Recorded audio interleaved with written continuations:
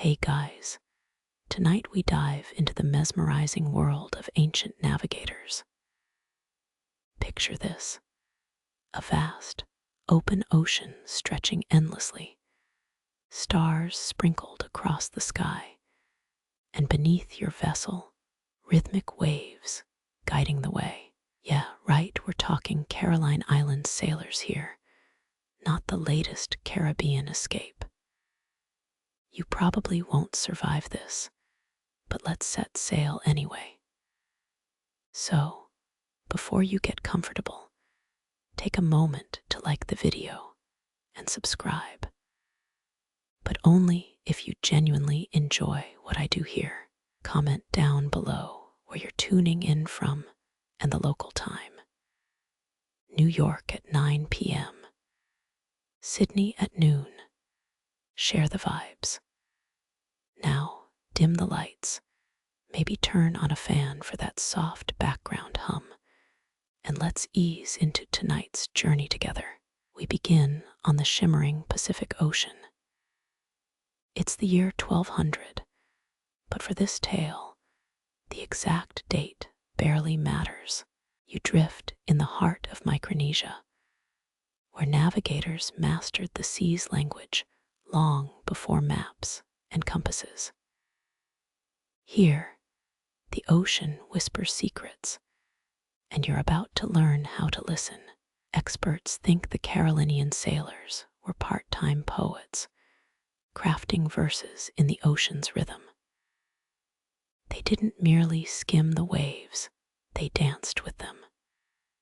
Instead of battling the swells, they listened and responded as a conductor might to an orchestra.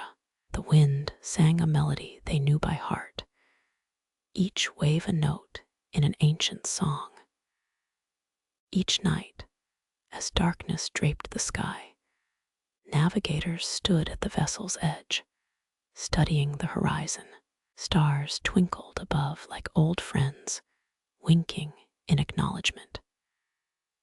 Historians still argue whether these sailors named every single wave they encountered. But one fact's certain: they read wave patterns like we read a city's street signs. Imagine you're on a canoe now.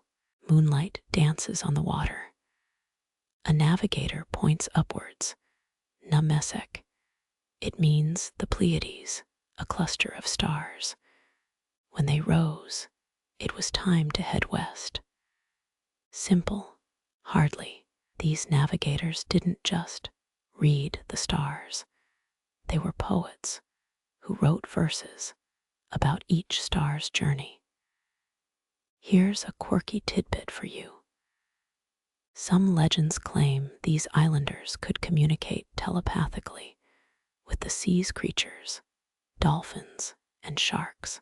Fringe, sure, but who's to say? Modern science still wrestles with understanding echolocations, full mystery. So why not imagine an ancient navigator whispering with the ocean? Experts often ponder why these voyages were so precise. It's theorized that navigators entered a trance-like state where time and space melted. They were the vessels, and the waves, the navigators. They didn't steer their canoes. They felt the sea's breath, moving with every ebb and flow. Consider the sheer bravery. No GPS, no radar, not even a clear compass. Instead, they relied on signs from the heavens and the ocean. They would read the sun's trail, marking its arc as it ascended and dipped below the horizon, noting subtle hues at dawn and dusk, pink and orange hinting at winds to come. These legends could read the waves like a sonnet, sensing subtle undulations. Historians still argue whether they used a hidden system of underwater waypoints, but many believe the stars themselves whispered guidance, to each brave soul on the ocean's floor. Here's something fascinating. Some stories tell of navigators crafting personal wave charts, etching them in memory by night's end. They'd chant verses, each line anchoring a specific swell or celestial body's rise. Those chants, they kept the memory alive, weaving complex star paths into something unforgettable. In the vast, open waters, they listened to the rhythm of the tides, felt the breeze as a secret guide. Every breeze held a different song, a different scent from distant lands.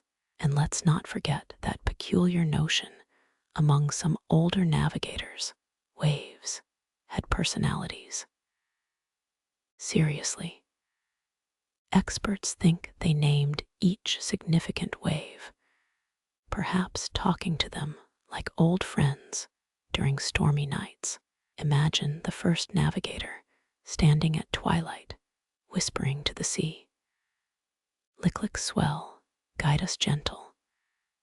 If storms raged, they'd call forth the ocean's calmer moods. This might sound whimsical, but in the heart of a storm, what's a little poetic imagination compared to the howling wind and towering waves? One tale even suggests a navigator once befriended a mythical sea dragon, securing safe passage across treacherous waves. Historians doubt this part, but it's a vivid testament to their respect for the ocean's mystical power. Whether reality or myth, the story emphasizes this bond, a connection so intimate it feels almost magical. The Caroline Islands navigators were true artists of the sea, painting their journey with each stroke of the oar in rhythmic harmony. Their knowledge passed down through whispered chants and sky-gazed teachings. Imagine them now, under a crescent moon. You see their shadows, silhouetted against the stars, masters of the celestial dance, guides through nature's grand design. There's a reason their legacies endure, their stories still whispered in night's cool breath. They weren't just sailors, they were poets of the sea, whose songs linger in the waves' eternal ebb and flow. What modern marvel could possibly compare to this ancient ballet of wind and water, where humans and nature co-created each voyage? Now, as the first light hints at dawn, our story drifts toward those ancient navigators' secrets. Close your eyes. Can you feel the ocean's gentle pulse beneath the vessel? That's the legacy we'll unravel, one whisper at a time. You drift into the heart of Carolinian navigation, where star-filled night skies become living compasses.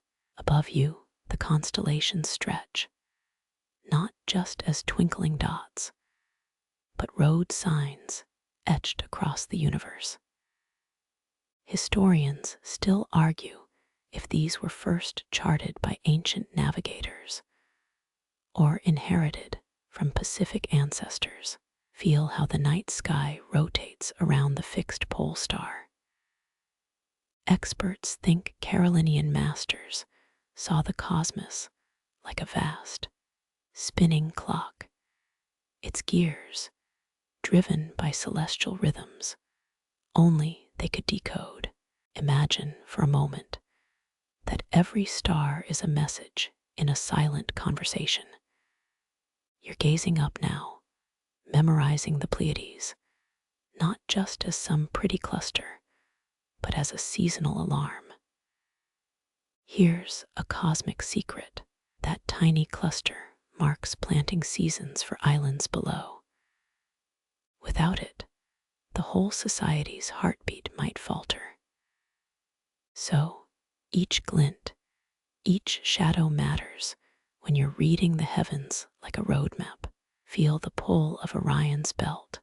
Experts think that these same stars aligned with currents beneath, guiding canoes invisibly. But wait, does any land sailor follow the stars today? Probably only late-night hikers with busted sat-navs. Carolinians, however, mapped entire ocean realms, their minds becoming living charts. They didn't need paper. Every twist in Draco, each flicker in Sagittarius, became part of mental tapestries, cosmic webs guiding canoes across vastness. Here's a question nobody can agree on. Were these celestial maps passed down through millennia? Or did ingenious navigators keep rediscovering them? Imagine yourself, a lone voyager with no instruments, just star patterns imprinted in your soul. Each constellation would sing its tale, and you its faithful interpreter. Picture the Southern Cross high above. It's not just a sign of adventure, but a lifeline. They say navigators could recite constellations like poets, and just as Homer's verses painted epics, their skies traced archipelagos. Can you feel the weight of that cosmos overhead? Every sailor relied on these star-drawn pathways, seeing routes only others could follow. Have you ever heard of the Milky Way's dark rift? Some legends whisper it's actually a celestial river. Carolinians, perhaps more than any other culture, knew these night sky secrets, using even its darkest shadows. Experts think these shadows became inverted guides, their absences shaping mental courses through space. But how, pray tell, did navigators memorize such expansive charts?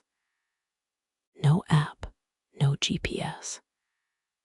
Just the stories elders whispered, paired with the constellation's own dance. Historians still debate, was this oral transfer purely mnemonic or a deeper, almost mystical bond with those glittering guides above? Here's a quirky note.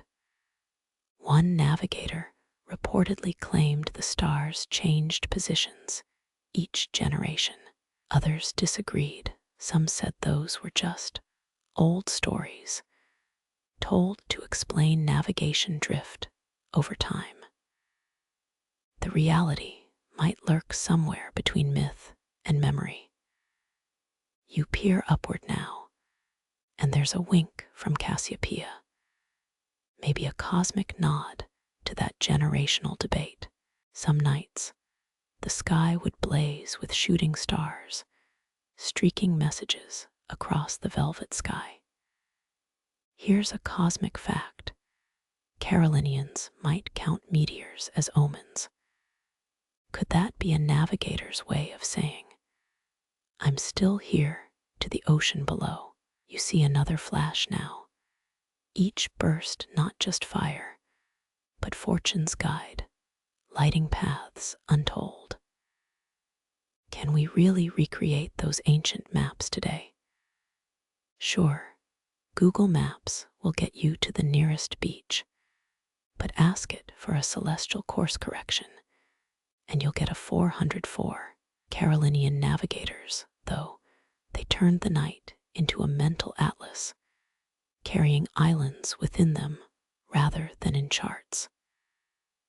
Every star a point of departure, every silence a destination. So you stand, navigator's eyes turned up.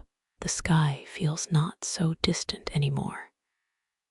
Every ancient name spoken becomes a breath from your lips, each remembered path a step forward. Feel that cosmic resonance. You're not just gazing, You're weaving through star threads into the very fabric of the old navigator's dream. Perhaps, as you stare into those same cosmic waters now, that's when you realize the Carolinians didn't just read the sky, they owned their own piece of it. Imagine your hand stretching upward. Could you touch, just briefly, the tail of Pisces? It's part of that vast mental map only you and the old navigators understand. The sky's secrets are now yours to keep.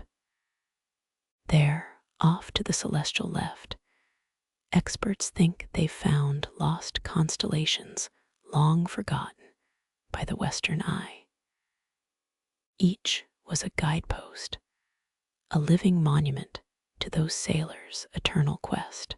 You might now see Hydrus or Dorado, but Carolinian navigators breathed life into them, hearing whispers where no one else dared listen.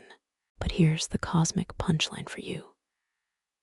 Just like you've forgotten how to navigate the night sky ourselves, experts think our ancestors had to relearn these star paths. Each generation, a fresh imprint of cosmic ink. What if that's what's missing here? Not the stars themselves, but our connection, that silent, ageless dialogue between horizon and home. A final thought for tonight's voyage. Feel the cool of the ocean breeze. It's filled with celestial whispers, each one a clue left by ancient navigators. They say the Pleiades still rises to tell planting seasons. The Polaris remains your steady beacon. The sky, once a mere ceiling for us, becomes your living compass again. So tonight, as the night sky unfolds above, remember, every star is a guide waiting for your rediscovery. Those ancient constellations, those cosmic debates, those shimmering paths, they're still there. And now, once more, they're yours. You step into the artistry of the craft, the Carolinian canoe, a symphony of balanced grace. Imagine running your fingers along wooden hulls crafted with both strength and elegance. Historians still argue whether these vessels were first designed for speed or durability. Feel how the canoe's sleek form slices through water. Its curves, a masterstroke of hydrodynamics. Experts think ancient craftsmen could read waves to carve hulls that whispered past resistance. These weren't just ships, they were extensions of the navigator's thoughts.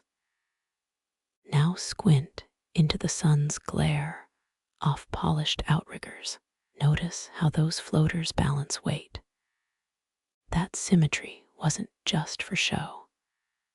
Without them, ocean swells would easily tip such slender crafts. You recall the story of the great outrigger break that made navigators rethink buoyancy and balance. Again, here's a fringe nugget for you. Some say the secret of the perfect hull lay not in wood, but in coconut oil. Yes, really. Experts debate if those ancient mariners used coconut extracts to condition timber, creating a near-impervious shell. Your wooden planks now gleam, not just from seawater, but that mysterious tropical varnish. But where did they find these magical trees? Historians argue whether ancient navigators traveled farther inland for special timber or perfected techniques with local woods.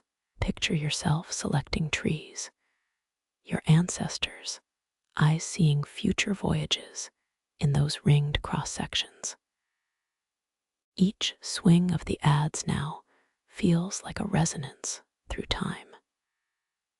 A mainstream point for grounding. Proa designs allowed fore and aft, switching in rough seas. That adaptability helped Carolinians survive unpredictable weather.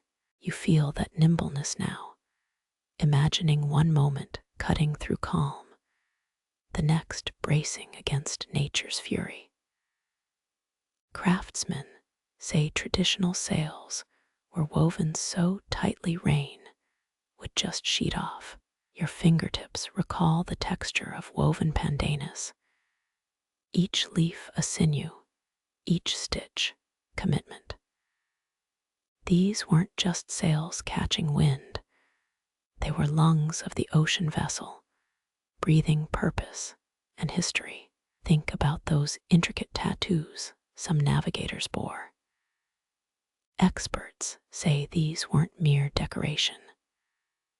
Some patterns, they believe, could encode specific knot patterns, wave rhythms, and even celestial arcs. You flex your fingers along imaginary ink, a living mnemonic of roots across the expanse. Here's an open debate still rippling through time. Were Carolinian ship designs purely evolved through trial and error? Or did those first ocean voyagers see blueprints etched already in those island skies? Imagine you're a carver now, chisel in one hand, star map in another. Each stroke not just timber, but thought. A quirky note. One legend claims navigators added shell bits in final finish coats. Allegedly, it repelled barnacles.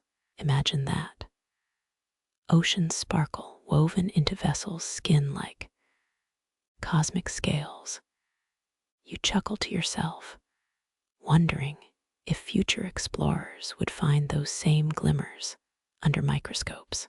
Now feel the wood's grain, your fingertips exploring the balance of force, craft, and nature's dance.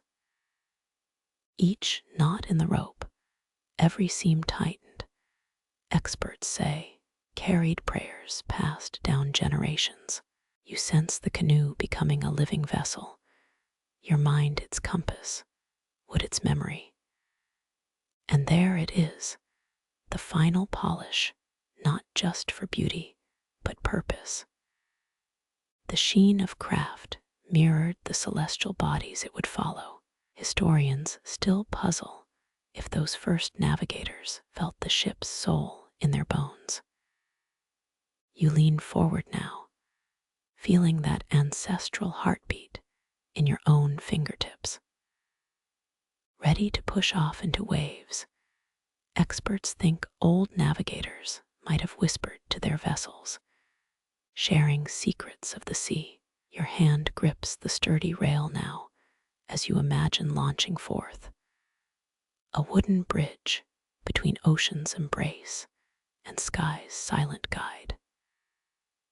As the sun dips, you know you're not just sailing wood, you're navigating legacy. Each craft built not just to float, but to remember. From adze marks to woven sails, the vessel carries whispers of olden voyages across endless blue. And just like their star maps, each canoe became a living testament to ancient artistry. The craftsmanship wasn't frozen in time, but evolved with every tide. Feel that continuity now, from the shipwright's hand to yours, across centuries of Carolinian waves. The ocean's wisdom flows through wood, wave, and sky, each element echoing the other. Now, poised on the prow's tip, you feel a connection, not just to where you're headed, but rooted in every plank beneath. This canoe, this legacy, your journey, each part a piece of the cosmic seascape, crafted long ago, yet living again in the present breath. Ahead lies not just water, but ancestral knowledge rippling through time. You stand on the prow, feeling the swell's rhythms pulsing through the canoe beneath your feet. Imagine Carolinian ancestors who danced with the ocean, listening to the songs of its movements with a familiarity that rivals our closest relationships. Here, the ocean wasn't just nature, it was a living guide. You feel the canoe rocking gently, but this isn't random movement.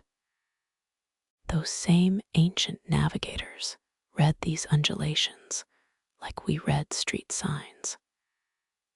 They sensed underwater topography through water patterns, knowing exactly where reefs slumbered below unseen. You're beginning to understand they weren't just reading, they were listening to the ocean's voice.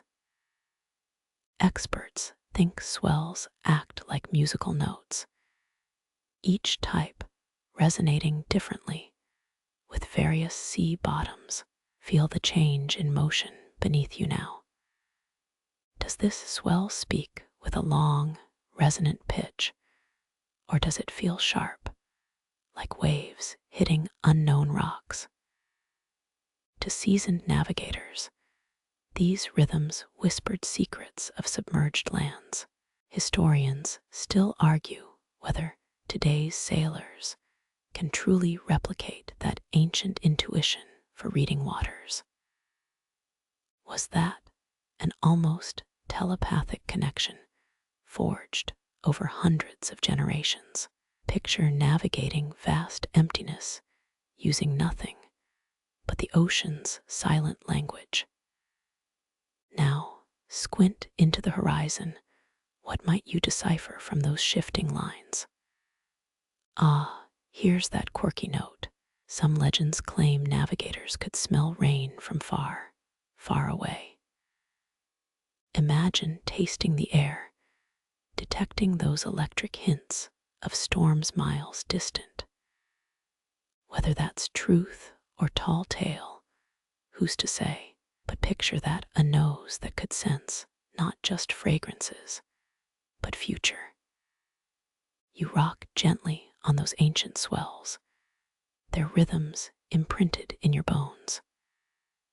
Experts say some Carolinian navigators could tell island chains from the way currents bent around unseen rocks. Feel your connection deepening now. Can you feel the hidden world shaping the waves you're riding? Now notice the canoe itself. Its design mirrors the ocean. Curves reflect wave forms. Balance. That's the ocean's own gift back to the navigator. This wasn't just about boats. They were extensions of the sea, moving in sync with nature's deepest vibrations. Historians ponder whether shipbuilding was more science or sacred art. Maybe for them, it was one and the same. Close your eyes and let those swells wash over you with the force of their stories. Remember how those ocean rhythms resonated in the very chants navigators sang to find their courses. Can you hear those songs echoing through the wood beneath you? The boat, the water, the skies, all woven into a single living navigation system. Ah, but here's an open debate for you. Did navigators use some ancient, lost instruments to chart swell patterns? Some experts argue hidden carvings or symbols might have recorded tide types. Others think intuition was the compass, with ancestors' wisdom etched in every ocean-taught sailor's soul. Imagine that every motion a message, every wave a whisper. Imagine now you're sailing toward a silent storm. you feel a sudden swell change. Does this sudden sharpness predict a reef, or does it cradle an unseen island? Your every sense sharpens, calibrated not by gauges, but by the canoe itself resonating with ocean's silent cues. These navigators would watch currents' behavior near dusk, letting wave patterns unveil the ocean's true layout. You too scan those lines now. Are the waves converging, dispersing, or do they split sharply like the prongs of an unseen trident? There's no chart here, just you and the ancient symphony of movement beneath. Let's take that historic note. Carolinian navigation wasn't passive. They actively engaged water. Some experts think their chants and paddling rhythms aligned with swell oscillations, a harmony between man, boat, and ocean. This wasn't piloting. It was a dance, a co-created path. A quirky one for you. Some legends claim navigators used dream realms to find correct bearings when lost. Imagine closing your eyes to let the ocean's music seep into your bones, guiding you through celestial waterways, even in slumber. Whether fact or fable, think about the navigators whose souls knew these waters beyond waking life. Historians still argue whether celestial navigation or these seafloor sent messages shaped the better path. Were stars the navigator's final guide, or did the ocean itself whisper the most reliable directions from below? Picture staring at the night sky, but also feeling those swells. Maybe the path was always a resonant balance between both. Each canoe, each wave, each current now felt like an extension of those ancient navigator songs. Carolinian voyages weren't about crossing water. They were about becoming one with the ocean. Feel that connection pulling you into rhythmic unity. You're not a passenger, but a partner with the very force sculpting these living pathways. Let those rhythmic swells carry you forward, their ancient whispers echoing through time. You now feel what Carolinian voyagers understood, that beneath each crest and trough lay a living cartographer's hand. The ocean wrote its guideposts in rhythms, not ink. Can you read that ancient language as you ride these same endless blue corridors? Every tilt, every rise, every gentle pull now carries ancestral wisdom. The swells under your canoe aren't just water moving, they're storytelling themselves. Each wave remembers those who'd ridden these paths for centuries, and now you're listening.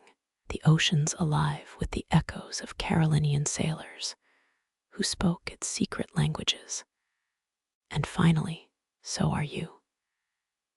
In this dance, ocean and navigator became inseparable. You are not just sailing, but becoming a part of the ocean's own ancient songs.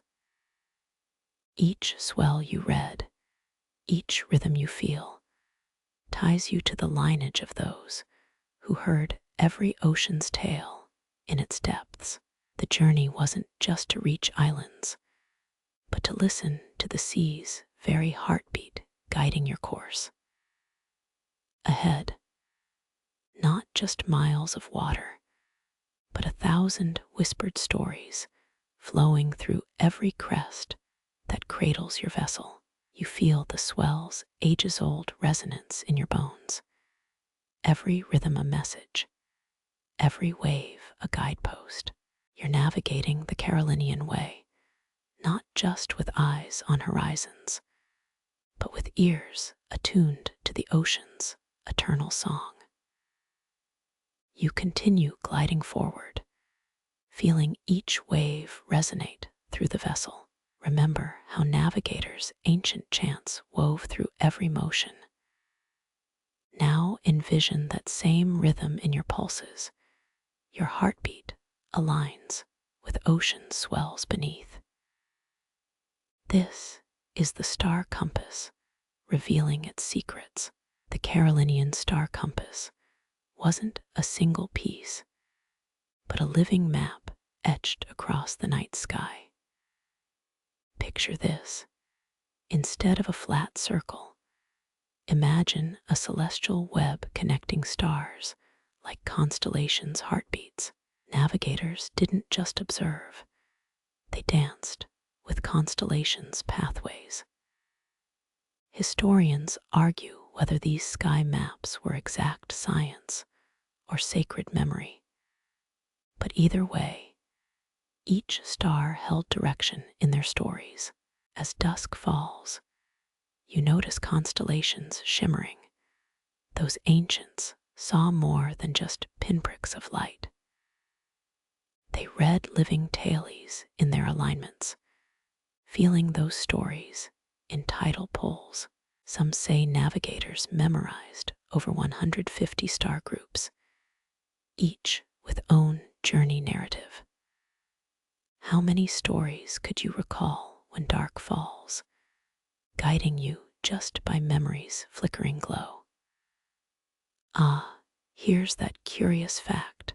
Legends speak of navigators using bioluminescence trails. Yes, glowing sea critters to chart routes when stars disappeared behind storm clouds. Imagine steering by phosphorescent glows in inky waters. Were these natural compasses too? Or mere sailors, lore we've yet to understand? You squint skyward as the first stars appear. These ancestors spoke to stars like guides. Can you trace that mental compass they spun? Experts think some Carolinian navigators could close their eyes and see courses just by inner celestial maps' resonance, recalling each star's rise or fall at specific seasons. Try to imagine that cosmic rhythm now. Even unseen, stars speak through time's pulse. Each swell rises, falls, and you feel celestial pathways woven into its motions. Historians still debate how much of this ocean journeying was tied to spiritual realms. Did they converse with celestial navigators, or was that poetic embellishment? Under the vast night sky, the line blurs here. Stars, waves, spirits all spoke directionally. Picture that star compass unfurling overhead. Stars acted as bearing points, true, but Carolinian navigators didn't rely on single markers.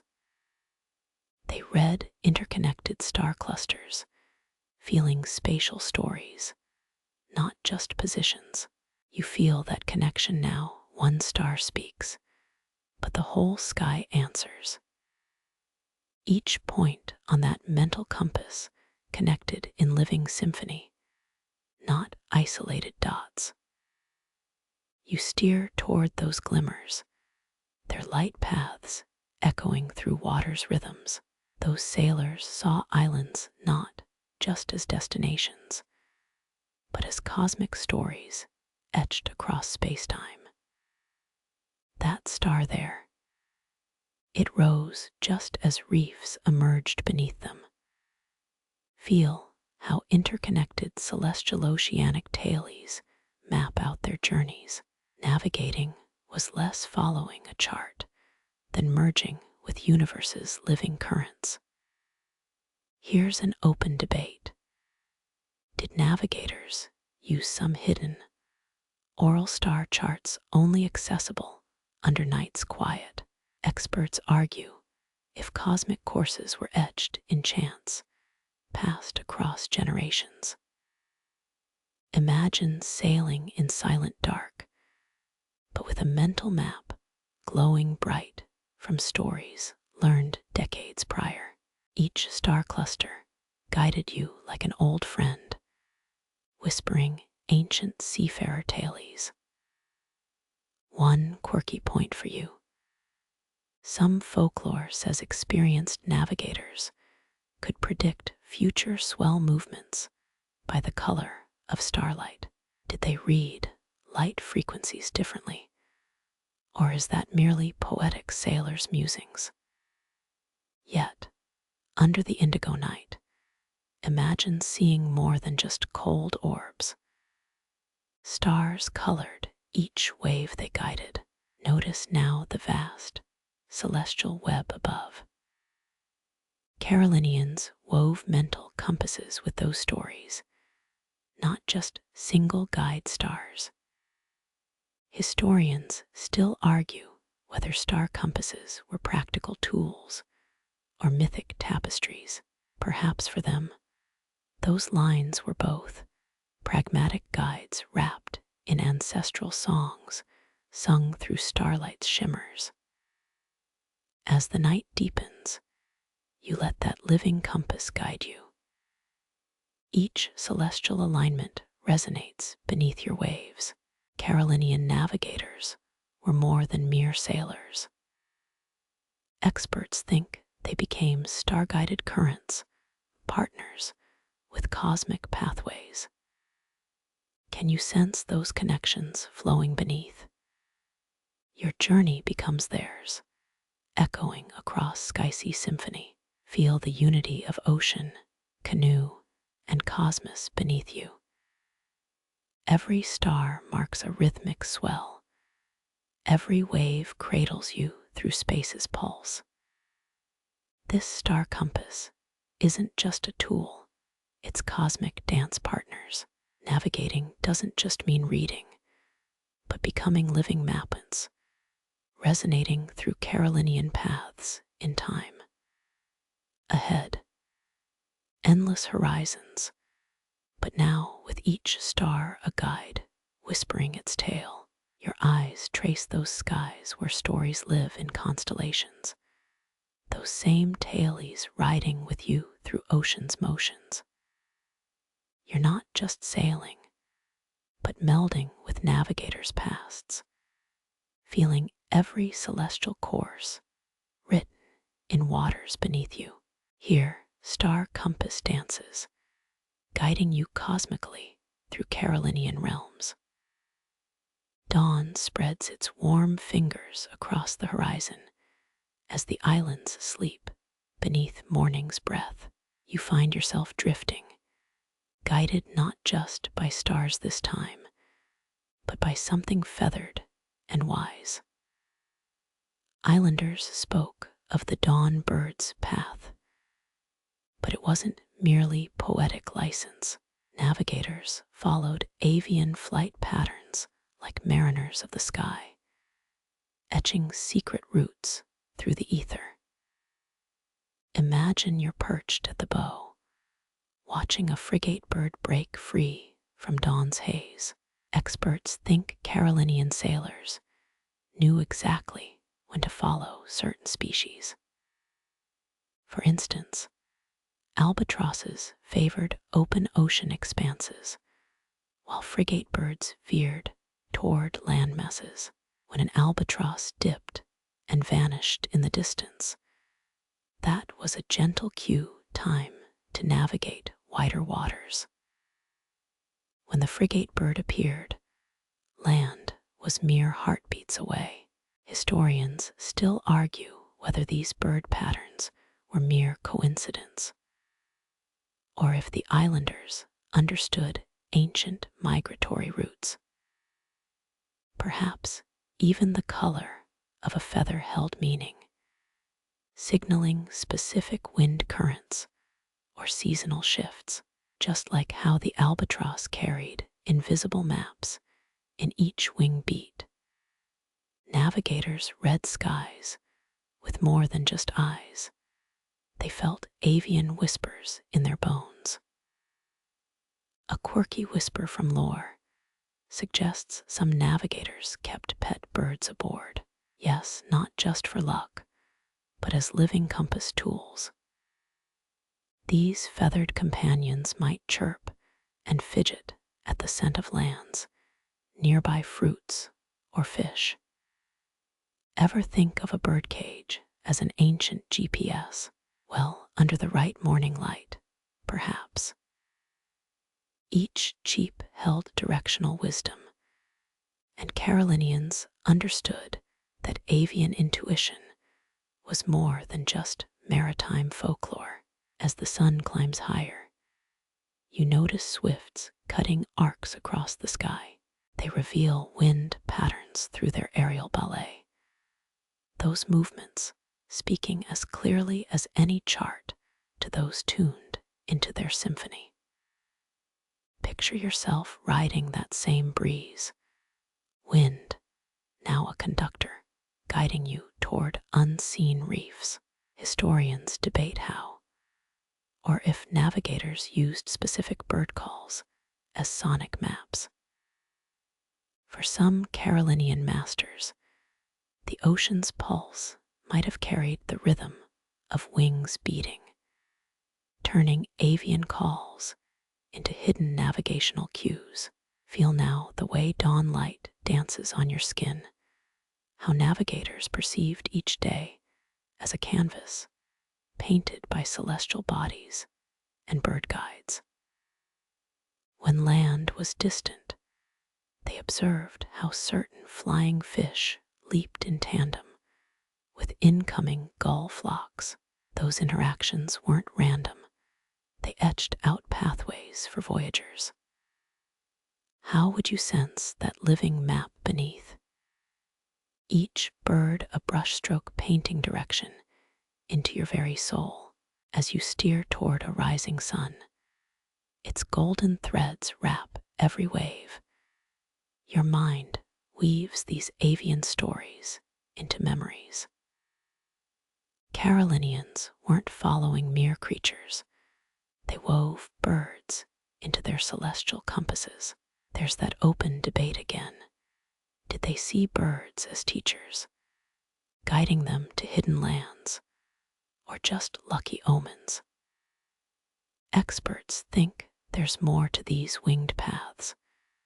Perhaps migrating routes mirrored unseen ocean currents, making every bird call a navigational whisper. You peer upward, noticing the way sun rays catch on terns' wings. Their flight patterns reveal the day's structure, each lift and glide aligning with solar rhythms. For the Carolinians, avian companions weren't just morning visitors, but living guides through their oceanic stories. Ever think of birds as storytellers? Well, under a Pacific sky, they were co-pilots of the clouds. Here's that curious cultural tidbit. Some voyages kept small wooden birds carved with miniature nets. Theories say these might symbolize ancestral ties to early navigators, or perhaps they were spiritual tokens, asking for safe passage and keen eyes as they mapped new horizons. Those nets weren't meant to trap, but to navigate a world tide through feathered whispers and oceanic currents. Let yourself float a moment on morning's breath. Experts think some navigators actually performed dawn chants to attract birds, each note calling them to appear like cosmic messengers. So when a certain species veered left or spiraled skyward, each motion was a directional story, whispering ancient secrets. Those sailors melded with avian rhythms, letting flight paths guide their own journeys. As twilight melts into day, Feel the unity of avian wisdom beneath your vessel. Birds, stars, and ocean became partners in Carolinian navigation, not just following stars or swells, but dancing with wings that wove through air and water. You're now part of that living compass, sky, sea, and feather, guiding your own path. Gently, you adjust your course, letting avian whispers blend with oceanic rhythms. Carolinian navigators saw islands not just as land masses, but as living creatures. Each bird carried a tale of distance to the next harbor. Under a Pacific sun, they trusted birds' tailies more than modern charts, each avian flight revealing a map only those attuned to nature's heartbeats could read. Your journey carries forward, now guided by more than memory and stars.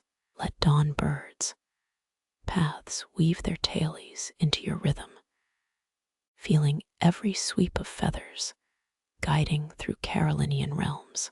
The horizon stretches before you, alive with wings and whispers, drawing you toward unseen islands. Under a Pacific sky teeming with life, your senses sharpen. Carolinian sailors believed nature itself offered divine guidance. They honored deities that watched over every swell and gust, intertwining spiritual wisdom with maritime mastery. You navigate not just by physical stars, but by the mythical tailies they whispered. For islanders, navigation wasn't merely a skill. It was a sacred trust woven into their oceanic stories.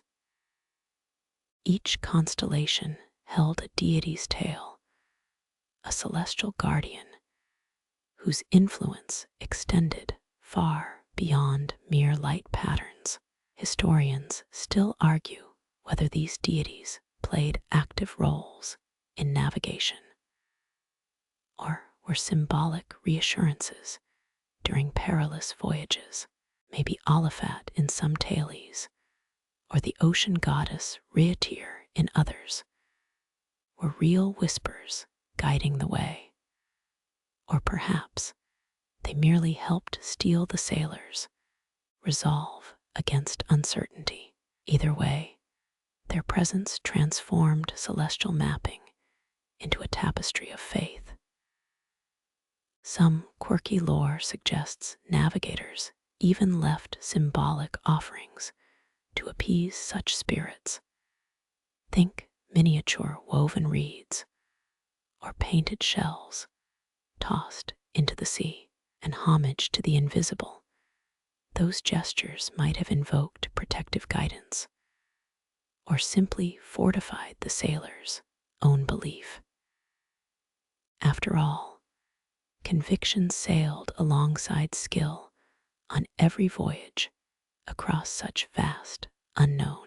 Imagine now feeling that protective aura surround your journey. Each star isn't just a point in the sky, but an embodiment of the gods' watchful gaze.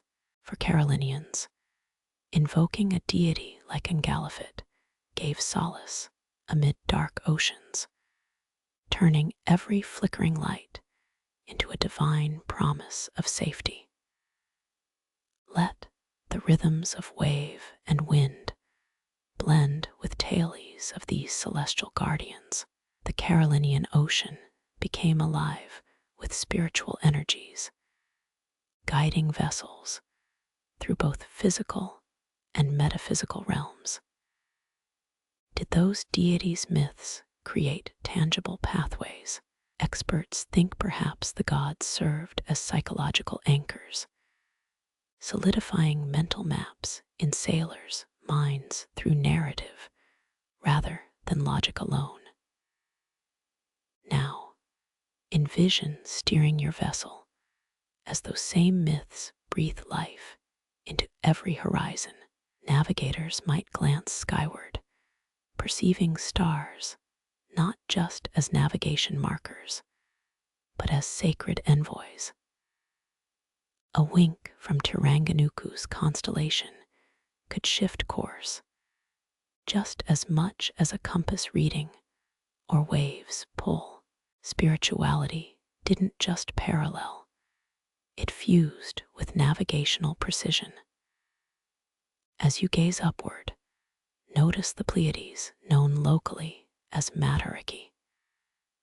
This cluster wasn't just temporal markers, but represented ancestral spirits guiding the departed. The celestial map held dual layers, cartographic cues, and spiritual lineage, each point resonating with sacred significance. Feel that living map beneath you, guided by deities' watchful eyes. Carolinians might invoke Luca, the star god of protection, during twilight navigation, using faith to forge unseen paths.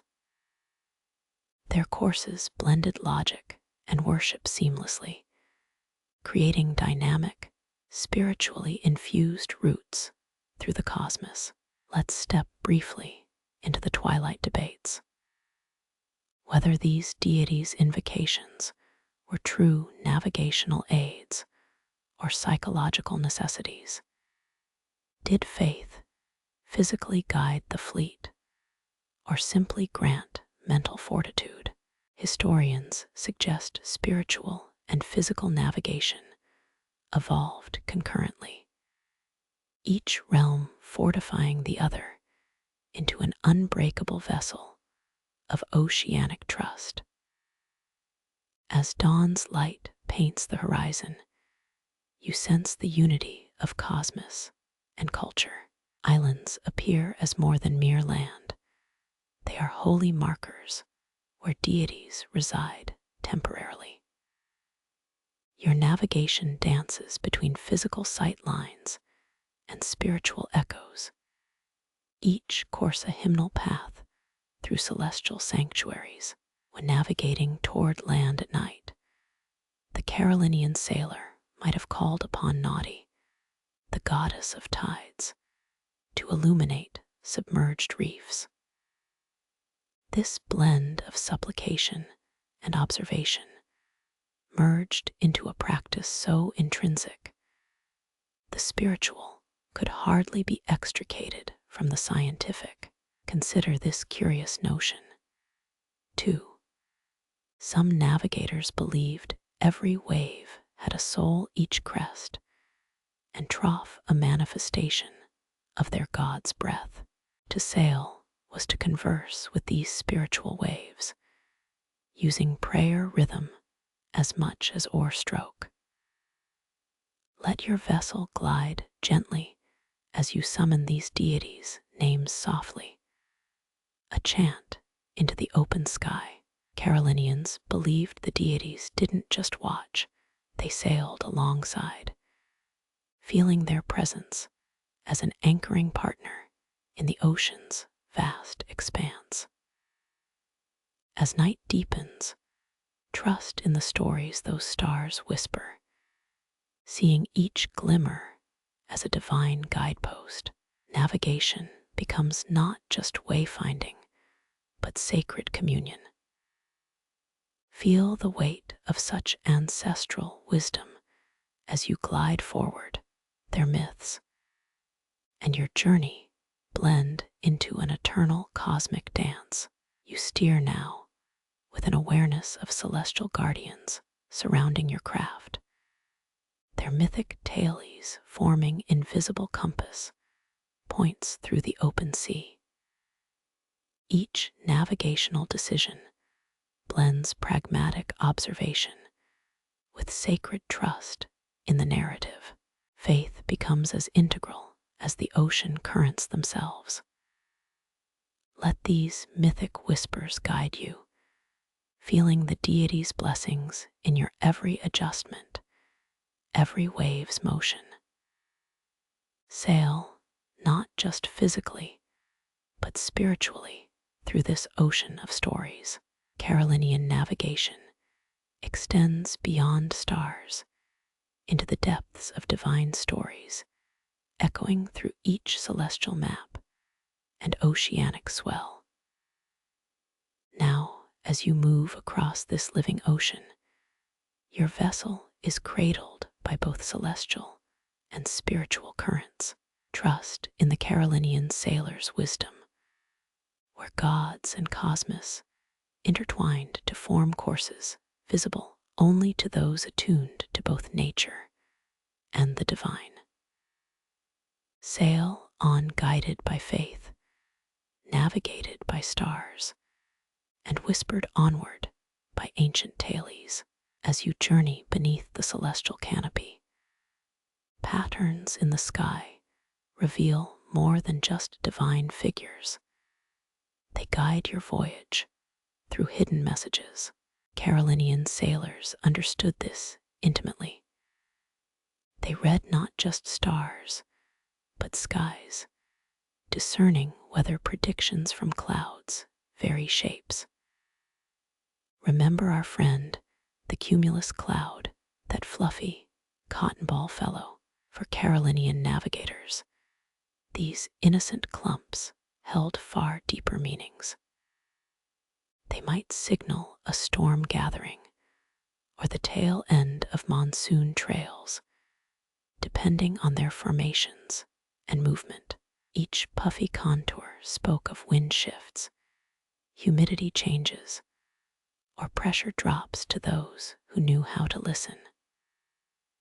One mainstream historical fact reveals that ancient societies across the globe used clouds for meteorological insights. But Carolinians elevated this art. Their oral traditions encoded precise sky reading techniques passed down through generations. This wasn't just weather forecasting. It was an intricate survival mechanism woven into their oceanic culture. Now, let's indulge a quirky tidbit. There are fringe claims that some navigators could discern not just weather, but the presence of unseen islands by the way clouds congregated overhead. Experts dismiss this as myth rather than navigational practice.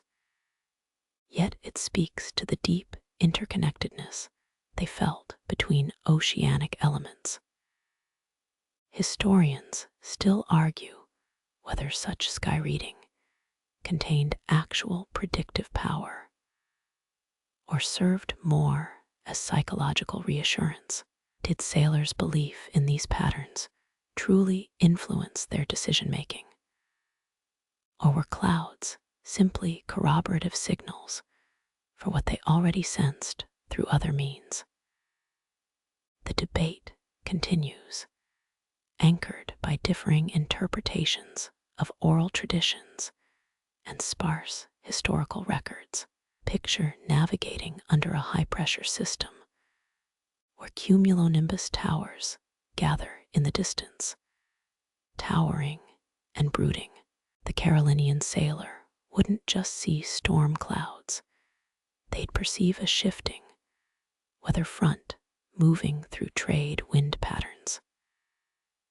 Entire navigational strategies might pivot on how those clouds formed, their color, and speed across the sky. As you navigate, feel the weight of this ancient wisdom settle into your observations. Each cloud isn't just a vapor wisp, it's a data point. Carolinian sailors likely tracked lenticular clouds formed by specific temperature gradients, predicting sudden wind shifts or wave alterations on their path. But it's not all just pragmatism, is it? There's a poetic quality as well. Imagine a sunrise with altus stratus layers painting horizontal bars of light across the sky. These weren't merely atmospheric phenomena for Carolinian voyagers. They signaled stable conditions, enabling longer, uninterrupted passages across open waters. Consider the notion that certain cloud shapes, those stretched, fibrous cirrus trailing high above, might guide navigators' choices to alter course slightly to optimize breezes. It's a fine dance between meteorology and mysticism, with sailors interpreting nature's every nuance with a blend of scientific awareness and heartfelt intuition. Carolinian navigation wasn't just about reading static sky signals. It was dynamically interpreting their evolution. Clouds transformed before their eyes, informing immediate tactical decisions and long-term route planning. This living dance between the firmament and earth below formed an unspoken navigational language, where even the smallest cirrus twist revealed direction cues. Let's ponder an open debate. To what extent did such cloud interpretation overlap with celestial navigation? Were these atmospheric signs merely supplementary or central to their wayfinding methodologies? The truth likely danced somewhere between necessity and ritual, with each sailor holding their own blend of pragmatism and reverence. Perhaps the most profound layer of this sky reading was its predictive power for land sightings.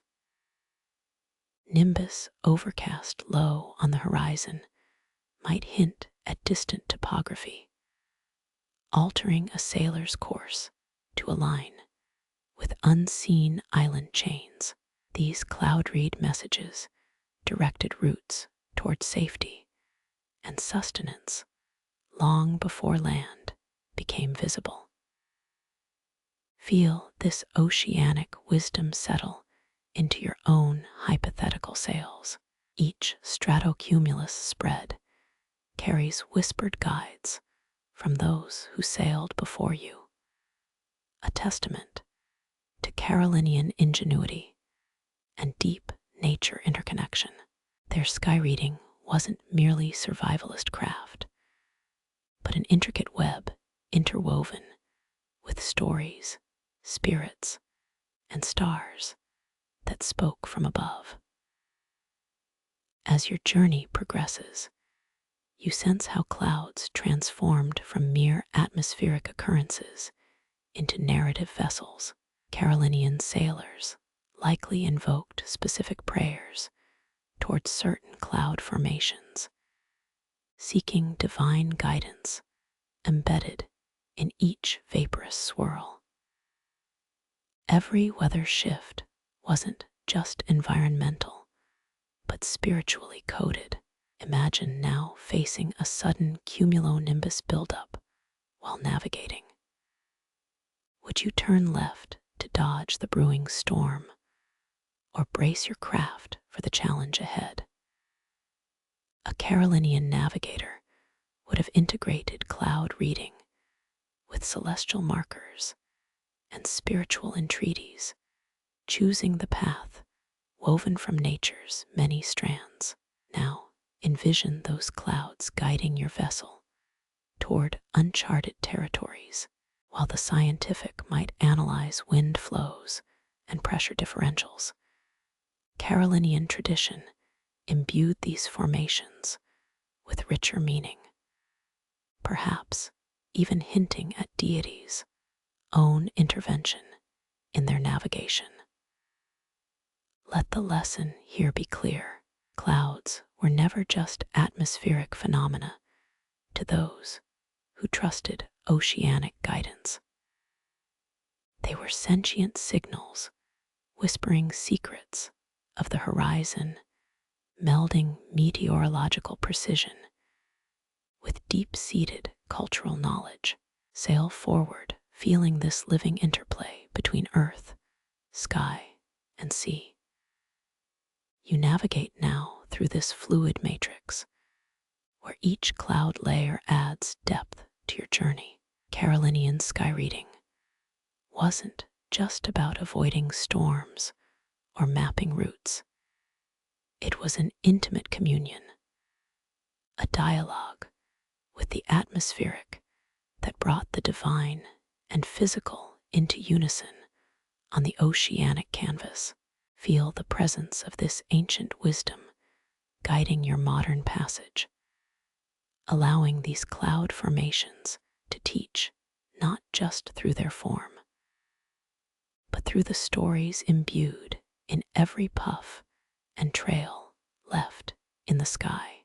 Sail onward, interpreting these ancient messages as whispers from those who have journeyed these waters long before the maps themselves were drawn. So, as the day's final light fades and the sky deepens to indigo, trust that cloud whispers continue to guide your voyage. Carolinian navigators understood that each sky pattern carried more than weather predictions. They held ancestral wisdom, deity messages, and encoded maps.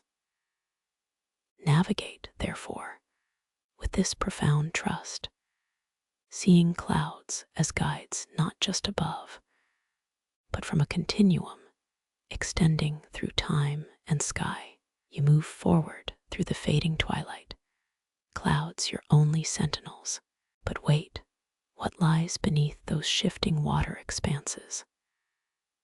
Carolinian sailors had another layer to their oceanic lexicon, the shadowed depths of ocean swells and hidden reefs. Imagine navigating not just by what's above, but also by unseen ocean landmarks cast as spectral guides below.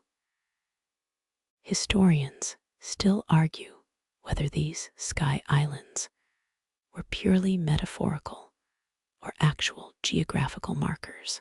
They believed that submerged reefs would alter wave patterns, creating visible distortions on the surface. To the untrained eye, they appeared as simple changes in water texture. But to a seasoned navigator, these were ocean whispers, revealing hidden coastlines and treacherous shallows.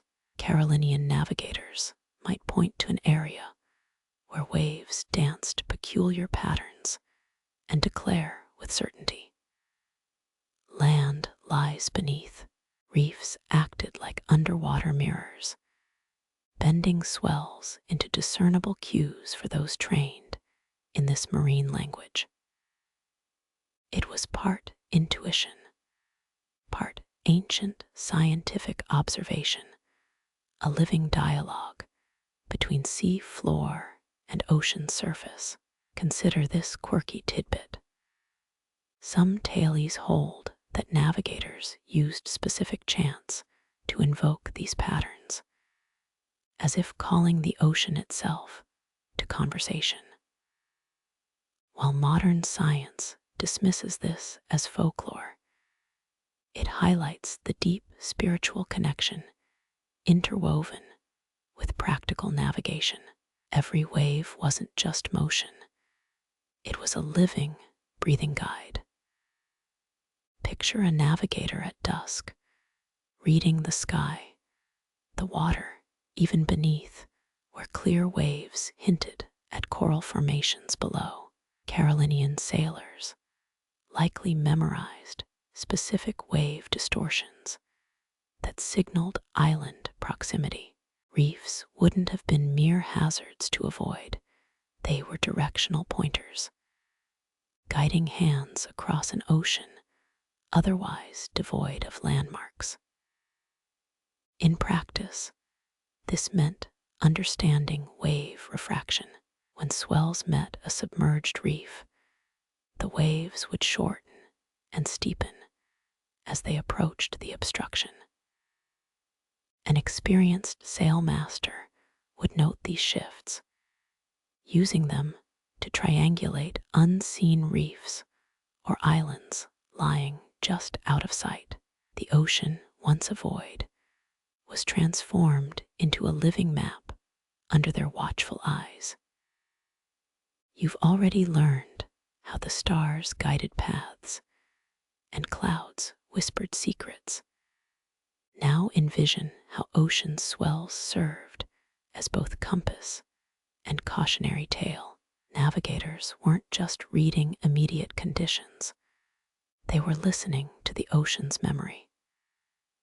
Each swell echoed geological formations and oceanic patterns etched through eons of natural history. Carolinian sailors, perhaps, saw these patterns as more than tactical data points. They were living entities, spirits of the ocean, offering guidance to those who respected their wisdom. The very idea that reef shadows could form mental maps underscores the deep synthesis of scientific understanding and spiritual reverence. Imagine now, under a moonlit sky, detecting a sudden shift in the wave's rhythm. Do you trust this unseen signal to guide your course, perhaps toward shelter or away from danger? Carolinians navigated this threshold with practiced intuition, reading shadows beneath as surely as trails above. Let's consider the debate. Were these ocean swells merely physical phenomena, or did navigators imbue them with deeper metaphysical significance? Perhaps they were both, a pragmatic tool enriched with ancestral stories, blending the technical with the ethereal. This dual perspective might have ensured their survival, guiding them through unfamiliar waters with a compass crafted from nature's own hand. One historical fact stands certain. Many Pacific Island navigators relied on reading wave patterns as part of their wayfinding toolkit. These weren't merely survival instincts. They were sophisticated, learned skills, honing into a seamless synthesis of observation and memory, passed down across generations. In Carolinian mythology, the ocean itself was a living entity, whispering in every ripple and roar. Some chants speak of specific reefs that protected sacred voyages or waves that foretold the fate of those at sea. This blend of navigational science and spiritual storytelling is where the human heart of their travel lay, merging ocean, wisdom, with the pulse of life's journey. Imagine the interplay between navigators reading the sky and those interpreting the ocean's depths, a dialogue that spans horizontal and vertical dimensions all at once. Through waves, currents, and submerged formations, ancient navigators discovered a hidden language of the sea, one visible only to those prepared to perceive its signs. As the sea darkens and you chart your course through its murmurs, let this ancient knowledge be your anchor. Carolinian navigators trusted these liquid whispers to hold steady, revealing the confluence of ocean, reef, and sky as a trinity of wayfinding guides that transcend time and perception. You navigate now through a living seascape. Every swell and wave crest a whispered secret from the past. Trust the ocean, listen between its rhythms, and let its depth become not an abyss, but a guide, casting its invisible map to those who heed its ancient, shadowed signs beneath. Let this narrative serve as your vessel. Carolinian navigators embraced the interplay of ocean swells and unseen formations as an embodied compass, reading their journey through nature's layered syntax. As you move with them through memory's waters, hear their chants and wisdom carried through waves, uniting land, sky, and sea into a single living guide. You sense the ocean's rhythm beneath you, every swell a whisper from ancient sailors navigating by swells and skies. But the Caroline Islanders had another celestial guide to harness night's expanse, one that tracked not just direction, but time itself, while star charts and swell patterns guided spatial navigation. The Pleiades star cluster became an astronomical calendar. Your gaze lifts to the heavens, where these tiny blue-white gems emerge just before dawn in late April, a signal the Carolinians awaited with keen anticipation. This wasn't mere ornamental skygazing. The Seven Sisters' reappearance, known locally as Matariki, signaled the beginning of the New Year's cycle. As they twinkle through pre-dawn light, you realize these stars marked not just seasons, but also societal rhythms. Islanders would initiate planting after observing these celestial dots, punctuating the horizon, aligning agriculture with a cosmic timetable. But historians still argue whether these stellar observations were purely practical or carried deeper spiritual weight. Some experts think the Pleiades' cyclic disappearance and reemergence symbolized renewal, death, and rebirth themes embedded in their cosmology. Now, consider this quirky facet of Pleiades lore. In some Micronesian cultures, the cluster's heliacal rising signaled more than just planting time. It supposedly foretold when certain fish species would be most abundant. While not exactly marine biology, this reveals how deeply intertwined everyday life became with celestial cycles.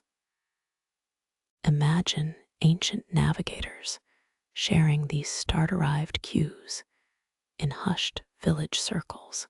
Elders might have recounted how each glimmering sister's light rippled beyond farming, instilling seasonal migration patterns, even predicting weather shifts. This wasn't astronomy as we conceive it, it was a living almanac, with each twinkling star bead weaving through the social fabric. But how accurate were these Pleiadian timings? Modern archaeoastronomy studies confirm Caroline Islanders could predict seasonal changes within days using this method. The cluster's position as a linchpin between spatial navigation and temporal guidance reveals the complex cognitive maps these sea voyagers maintained across horizons, both oceanic and celestial. You realize now that the Pleiades weren't just stars. They were celestial metronomes, beating out time's cadence. As you watch them slide across the pre-dawn sky, you channel the dual lens the islanders applied, practical wayfinding interwoven with mythic meaning, a living clock etched across starfields. Consider the debate. Were these celestial observations the byproduct of meticulous empirical study or spiritual tradition clothed with practical applications? The answer lies somewhere between, likely both a scientific toolkit for survival and a spiritual compass guiding existential rhythms. One historical fact is undeniable. Many Polynesian and Micronesian cultures relied on the Pleiades for temporal regulation, not just spatial orientation. These tiny dots traced time's arch as surely as their sister constellations guided pathfinding across Pacific expanses.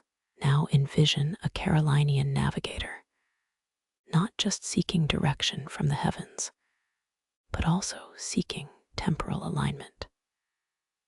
The Pleiades' position becomes a celestial handshake between space and time, a bridge linking agricultural cycles, navigational waypoints, and even spiritual renewal.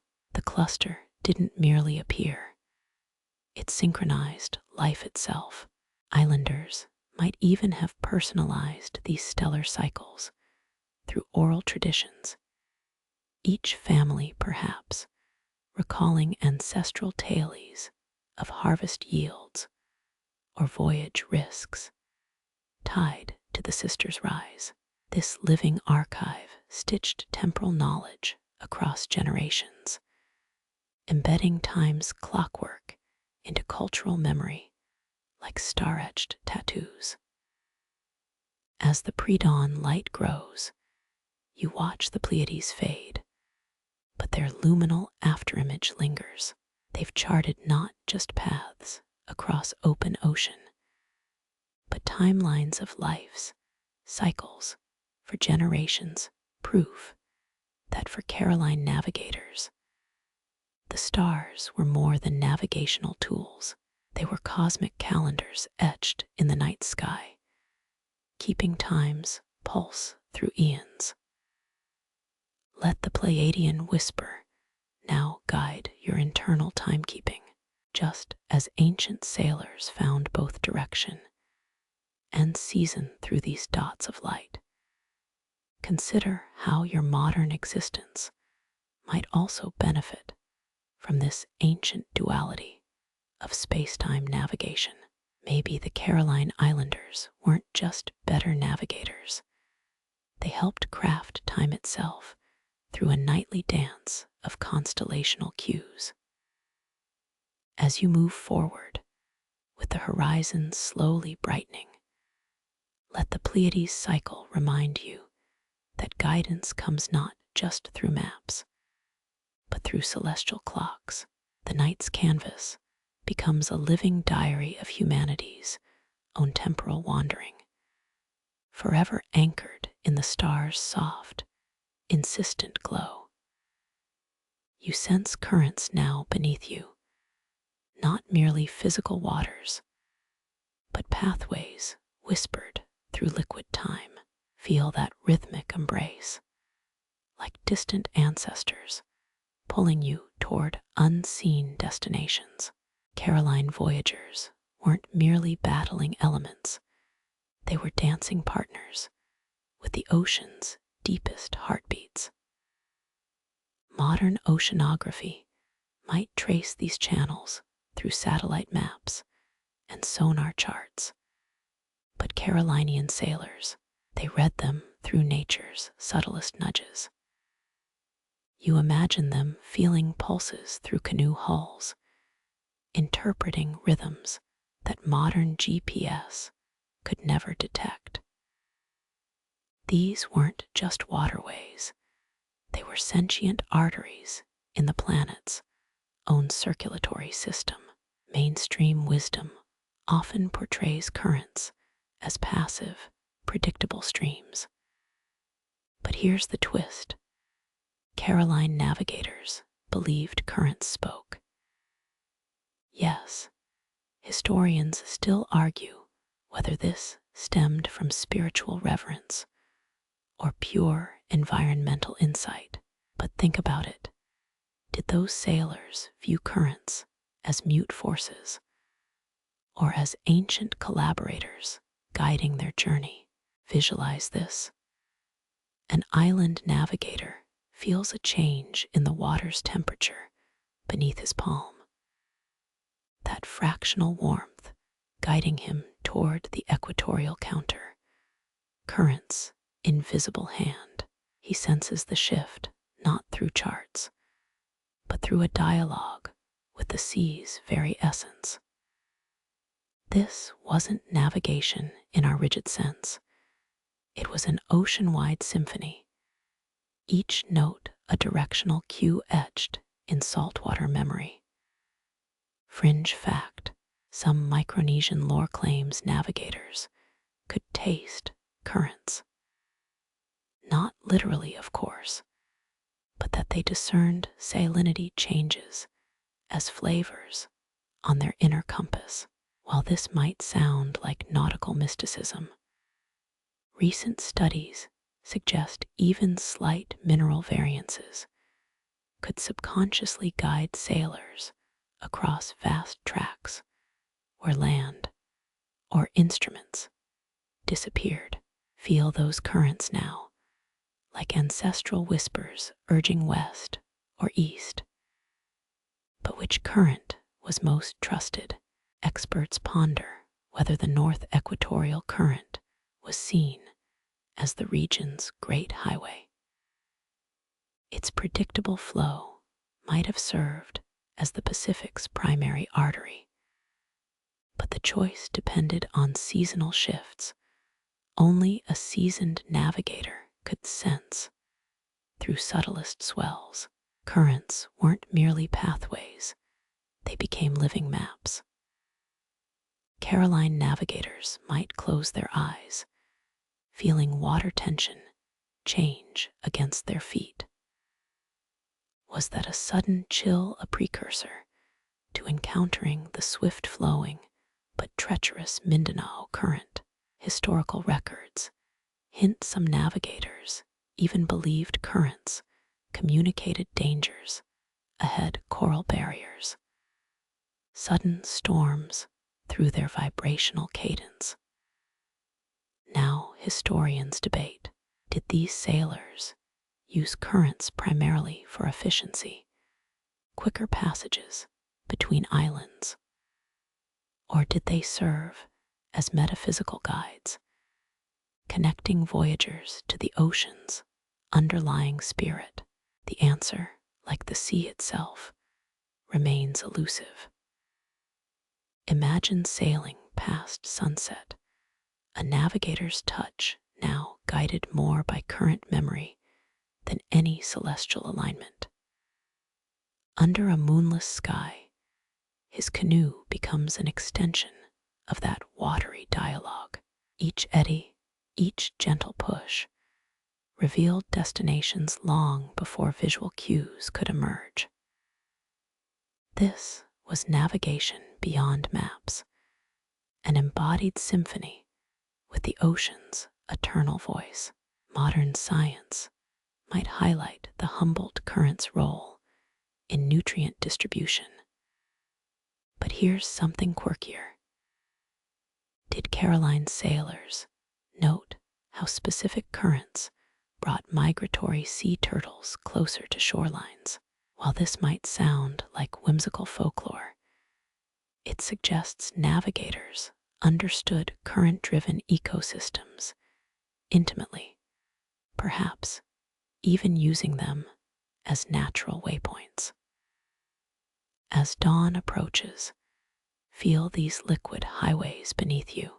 Those currents didn't just lead to destinations, they carried the weight of generations before you. Their rhythms, once decoded, became the ocean's own navigation system, etched not in steel, but in the pulse of tides, the whisper of undercurrents, and the ancestral dance of Pacific navigation. Let the currents guide you now. Remember, you're not battling the ocean, you're becoming its silent partner in timeless drift and discovery. You stand watch as darkness wraps around the horizon, leaving you alone with the sea and sky's vast expanse. The day's light fades.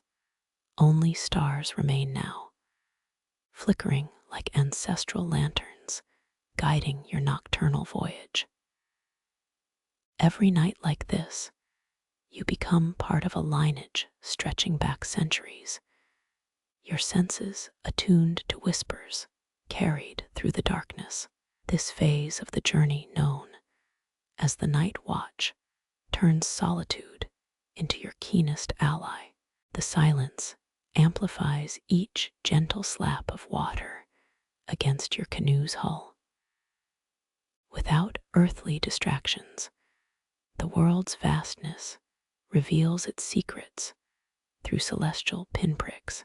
Historians still argue whether this reliance on stars stemmed purely from necessity or deeper spiritual attunement. Visualize a navigator long before your time, his eyes scanning constellations, not for mere direction, but as cosmic guides who'd witnessed every voyage from time immemorial.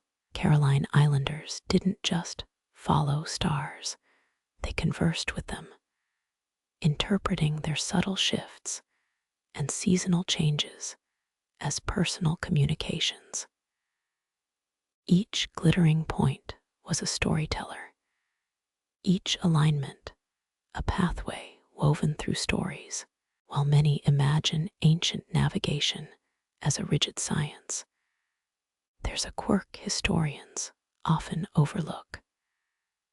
Some navigators allegedly performed nightly rituals to thank prominent stars for their guidance. While this might evoke modern skepticism, consider it through the lens of psychological fortitude. When every direction hinges on one's celestial dialogue, forming personal connections with stars might have been essential psychological anchors against the abyssal unknown. This period isn't just about watching, it's about listening. The ocean at night has its own symphony. You strain against the dark, hearing the rhythmic whispers of surf against coral reefs, sensing undercurrents shifting beneath you, even without visual cues. These nocturnal elements, once decoded, become a living library, each sound and sensation a chapter in an expansive oceanic manuscript. Mainstream thought often relegates night navigation to simple celestial plotting. But Caroline wisdom went deeper. Navigators recognized star paths, conceptual trails written across the heavens that mapped both directions and cultural narratives.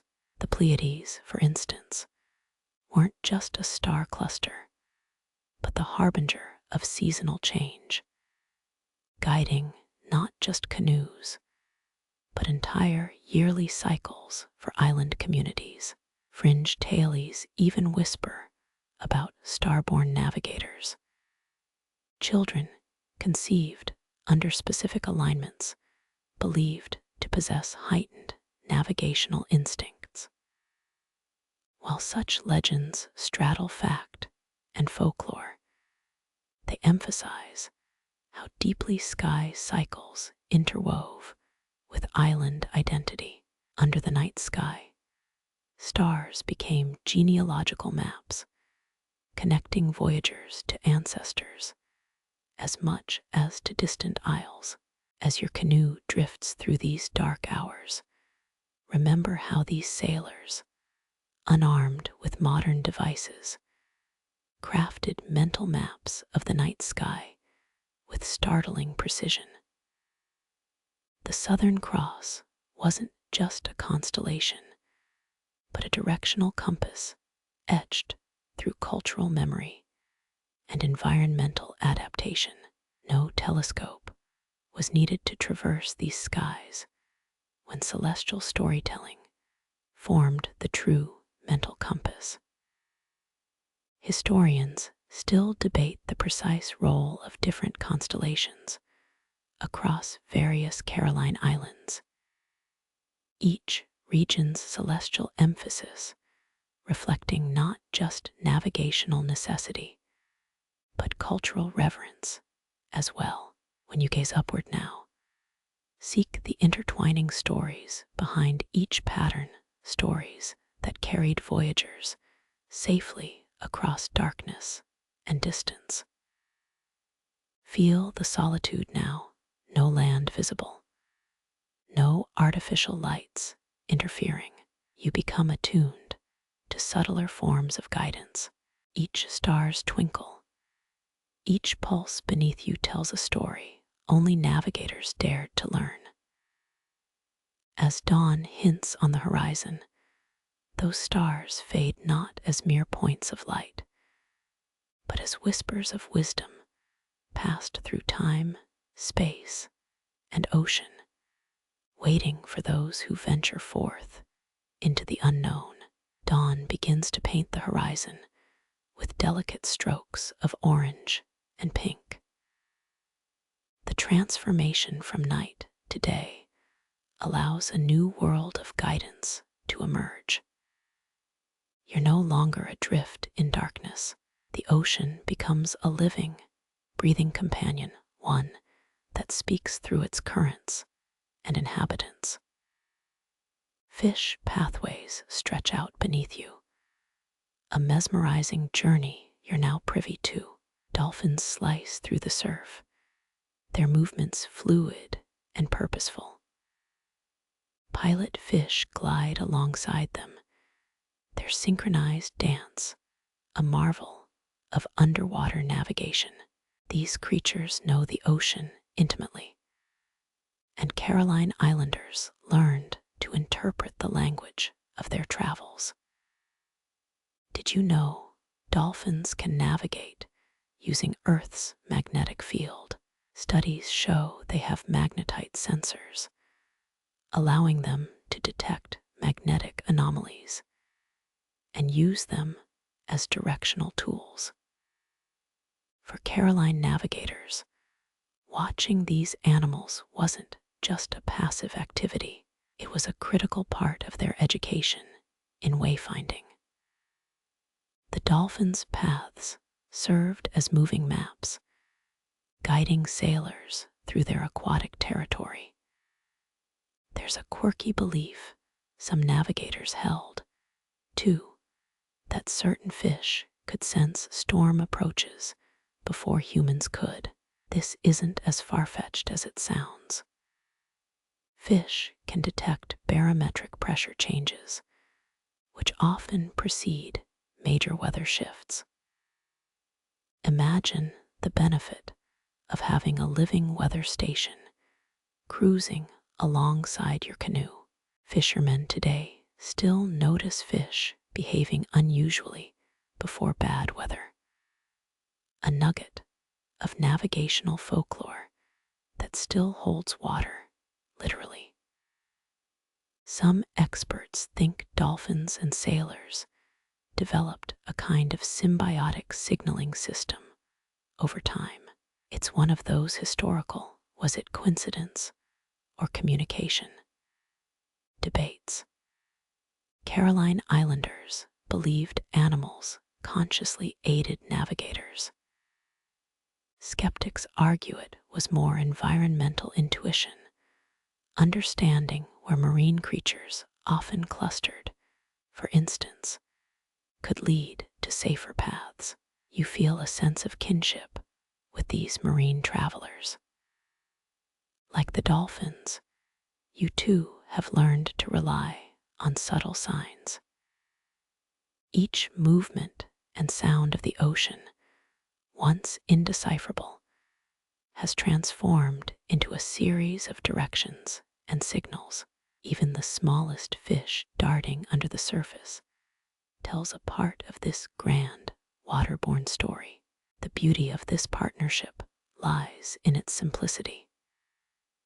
No flashy equipment or sophisticated gadgets, just a keen observation of nature's choreography. You marvel at the idea of how pilots fish with their steadfast loyalty to larger marine animals might have even been honored in the oral traditions of navigators. Picture fishermen whispering about the day.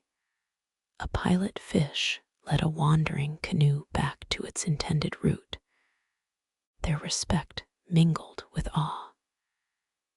Historians still argue whether dolphin navigation assistance was a conscious collaboration or an accidental boon. What isn't debated is this profound understanding between human and marine, a testament to how closely sailors attuned themselves to the rhythms of the ocean and its inhabitants. When you look out now, feel not just the expanse of water, but the connections woven beneath the surface. The morning sun rises, glistening off the ocean's waves like sparkling gems. As you continue your journey, those fish pathways don't fade away. They become part of your guiding map. The dolphins continue their dance. The pilot fish their silent companionship, each motion a note in the ocean's endless melody. The water around you churns differently, an interplay of small currents and larger swells. Here, the navigator's eyes and ears must be sharp. Fish often reveal hidden currents and unseen dangers. Understanding this symbiotic dance means deciphering nature's oldest language. Fringe stories speak of navigators who wore certain ocean-inspired talismans, hoping to gain the favor of their maritime allies. A fish scale bracelet here, a shell necklace there. These artifacts may seem quaint, but consider their psychological benefits. When dangers lurk beneath, any talisman becomes an anchor of courage and calm. As the early morning light embraces the horizon, an ancient wisdom settles within you. Those dolphins, birds, and fish are part of an interwoven web, each species a guidepost along your watery journey.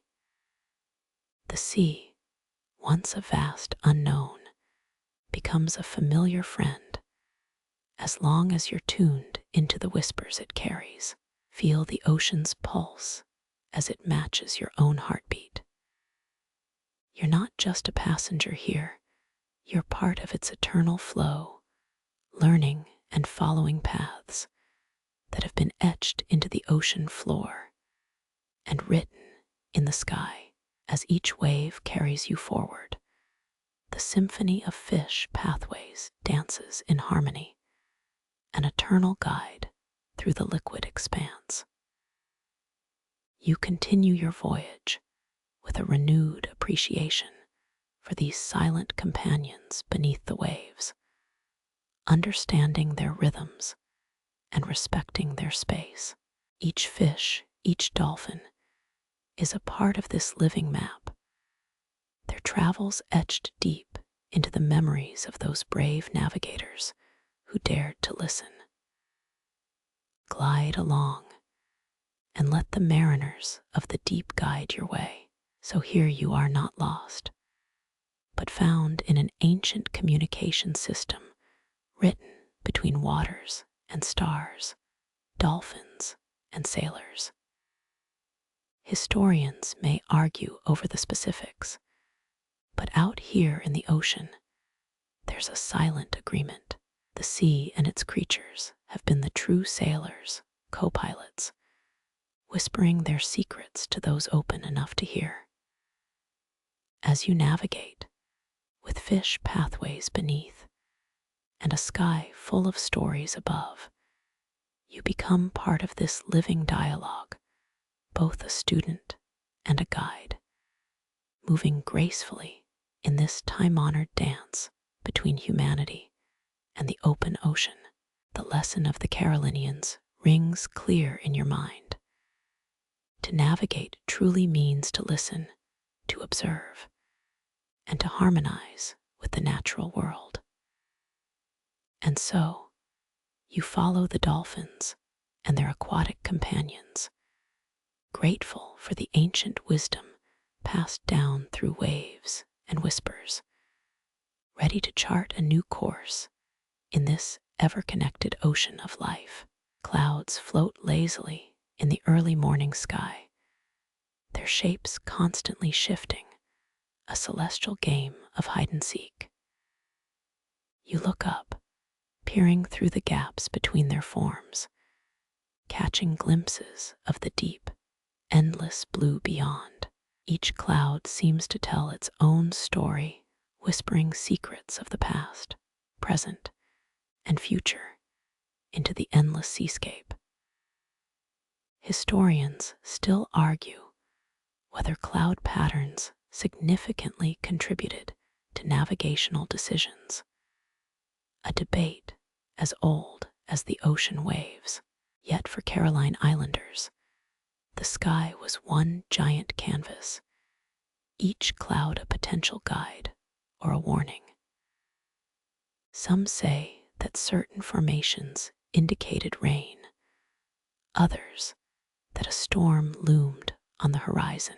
You recall that navigators often memorized songs, connecting cloud shapes to weather patterns. Each verse, rhythm, and musical interval linked to a sky map etched in memory. They even had playful ditty versions meant to teach children how to read these floating guides. Cumulus like cotton means clear skies ahead, you remember. But clouds weren't just practical tools, were they? Some navigators believed they were the spirits of ancestors, floating above to guide them. Intriguing, isn't it? That the weather wasn't just a natural phenomenon, but a conversation from the heavens. Stories speak of certain cloud types, wispy cirrus, or towering cumulonimbus, as specific signs from ocean spirits. Whether or not to trust such ethereal guidance was a personal decision. There's that quirky tale, perhaps more fringe than fact, about navigators wearing tiny cloud pendants. These charms were said to invoke the protection of the sky wanderers. The pendants featured minuscule carvings of different cloud types, and navigators would rotate them depending on their current maritime conditions. Now, who would have thought you could carry an entire sky in your pocket? Every sailor worth their salt could read a horizon, that vanishing line where Earth hugs the sky. Look closely, and you'll find that it's not empty, but filled with clues. A paler sky to the southwest might suggest closer land. Darker skies to the north could mean gathering storms. Historians still argue whether early navigators could accurately triangulate their positions solely by cloud readings. But for many Caroline Island sailors, it wasn't just about direction, but destiny. Did you know that in some legends, the cloud patterns even marked the resting spots of mythical sea creatures? These invisible beings slept beneath the waves and were visible only in the shifting vapors above. It's like mapping the ocean floor in the sky, a hidden topography that only those in tune with nature's rhythms could decipher. They believed dolphins, fish, and turtles would swim right beneath beneath certain cloud formations, making them easier to track. As you move through these celestial cues, you understand that these ancient mariners didn't just follow stars or waves. The sky itself became a roadmap, its ever-shifting patterns both a warning and a welcome. Each cloud formation whispered secrets, revealing pathways and perils, guiding the way across vast, open waters. The horizon wasn't a limit, but a library of lore, filled with stories for those willing to decode them. The open sky stretches over you, and you sense the ancient dialogue between ocean and atmosphere. Every formation tells a tale, every color casts a forecast, every wisp speaks in an old, forgotten tongue that navigators learned over lifetimes. Clouds continue to drift, telling stories of ancient navigators who read their shapes like pages in a sacred text. Each one carries forward the wisdom of generations, an intersection where science and spirituality converge, forming a guide that's as much about faith as it is about sight. So here you are, moving toward the line where the sky meets the ocean. You've learned that not only did these navigators read the clouds, they conversed with them. Each cloud became an anchor in their journey, a marker that helped piece together the oceanic puzzle they navigated so deftly. The sun climbs higher as clouds whisper across the sky like ancient mariners themselves, guiding you with tales of wind and water. There's a quiet confidence that fills you, a sense that both you and the elements are part of an eternal dance, a conversation carried through time, across spaces, through voices in the sky and songs from the sea. As another cloud formation floats by, you smile, knowing that you're not just a lone sailor on the vast ocean, but part of a grand, age-old dialogue between the sky, the sea, and every mariner who ever dared to listen. Historians still argue, but those who dared to trust the whispers in the clouds found more than just direction. They found destiny. You stand at the bow of a Caroline Islander canoe, feeling the ocean breeze caress your face like a familiar friend. The wind is more than just air in motion. It's a storyteller, conveying tales of distant lands and secret navigator paths. Here, each breeze carries a message, every gust a whisper from an unseen realm. It's well documented that Caroline Islanders regarded the wind as a trustworthy companion. Its whispers weren't just about direction, but carried weather forecasts and even hints of upcoming marine life encounters. While most sailors respected wind patterns, Caroline Islanders treated them as living guides. Now, here's the quirky part. Some fringe thinkers claimed that certain seasoned navigators could actually hear the island's names on the wind. Yes, you read that right. They believed that different winds sounded subtly different, carrying tonal clues about their origins. Imagine having an entire dictionary of winds and their meanings. Ooh, that's a westerly breeze. Must be visiting the northern atolls today. Historians still argue whether this was pure poetic license or a genuine phenomenon. Could they really identify where breezes came from based on they sounded. Maybe it was a blend of keen environmental observation and rich oral tradition, the way myth often stretches to fit reality, and vice versa. Experts think that these navigators carried a complex mental library of wind patterns, a sort of atmospheric encyclopedia. For instance, a light breeze from the southeast might suggest calm waters ahead, but not enough push for a swift journey. Meanwhile, a strong northern gust could indicate both fast travel and potential squalls later that day. Mastering these whispers became a badge of honor, separating novice sailors from seasoned explorers. Every gust had layers of meaning if you knew how to decode them.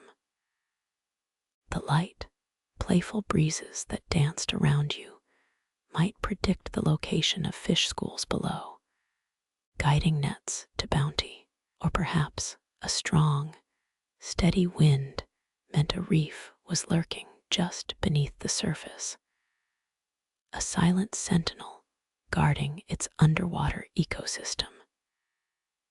You'd feel like part of a greater harmony, where nature's elements were no longer mere obstacles, but participants in your oceanic odyssey. Can you imagine a crew gathering for their final pre-dawn briefing, not just discussing coordinates and routes, but sharing nuanced anecdotes? Remember that peculiar northwest breeze 2 moons ago? It sang with a double pitch, landed us right on target.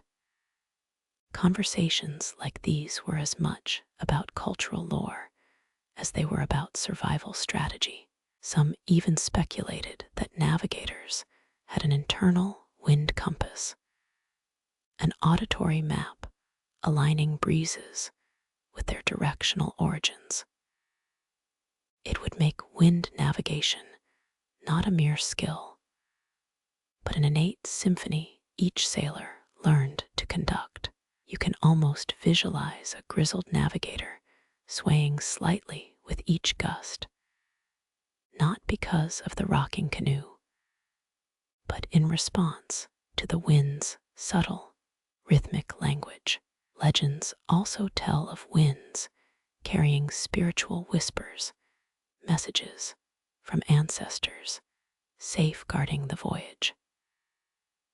The breeze might bring a familiar lullaby, a protective charm against the ocean's unpredictable temper, and who knows, perhaps every soft murmur through the sail whispered a guardian's name.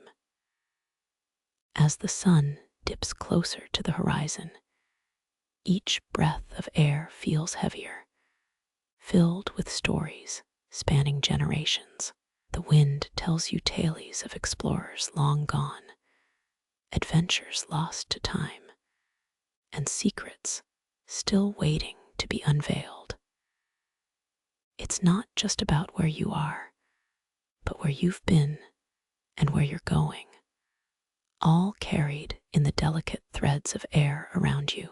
You lean in closer, letting the wind envelope you.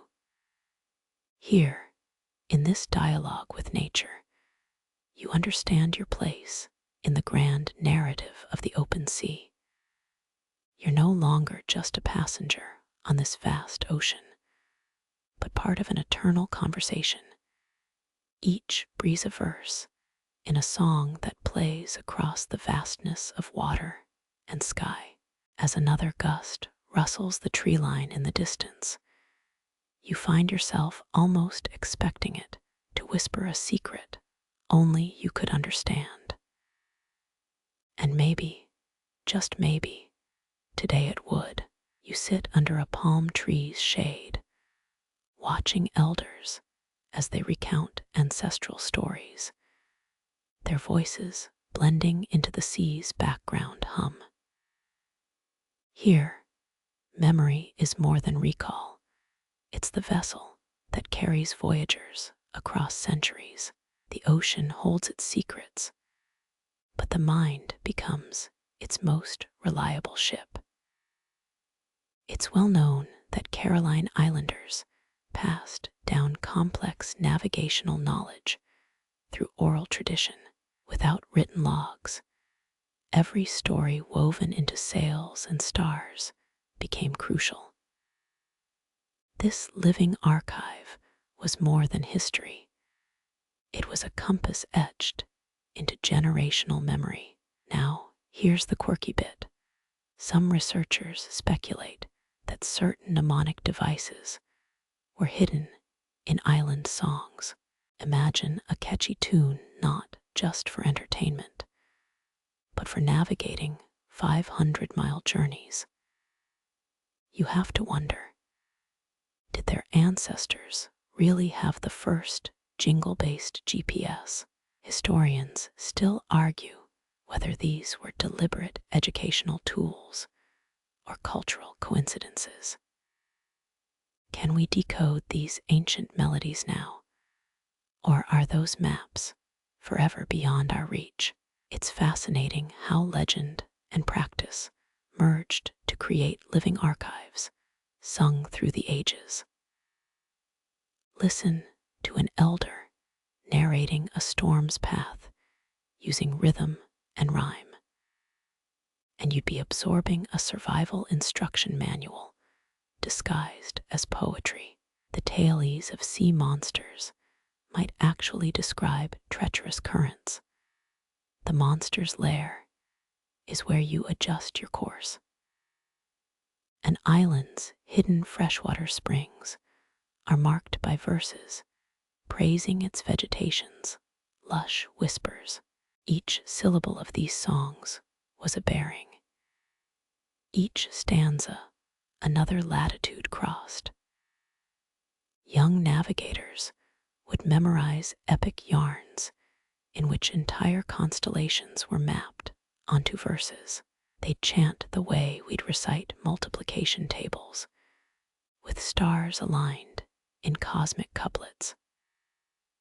Experts think that some chants mirrored the celestial maps in real time, aligning their rhythms with seasonal star patterns. Picture a teenage sailor swaying to a tune, and through melody, understanding Orion's rise signals trade winds shifting. This was a playlist that quite literally saved lives. Can you imagine memorizing the entire night sky through song? Each performance during gatherings wasn't just entertainment.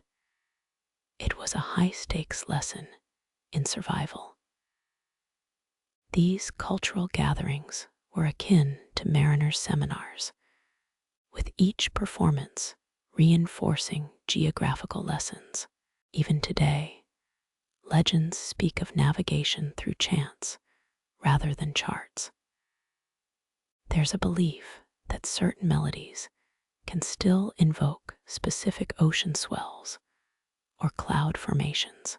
The chants act like mnemonic keys, unlocking ancient guidance in modern minds. As the sun shifts its path, casting late afternoon shadows, you realize knowledge flowed like tides, each wave bringing more than salt water, but ancestral wisdom imprinted into vocal cadences. Those songs shaped the next generation's mental maps, creating invisible charts in their minds. Gathered around fires, each child became a ship, their minds the canvases painted with verbal voyages. The island's oral tradition carved knowledge across time, making sure each new navigator inherited the sea's secret compasses. These were no mere bedtime stories, but essential, memorized maps. Now you understand more deeply as the last echoes of a chant seep into your thoughts.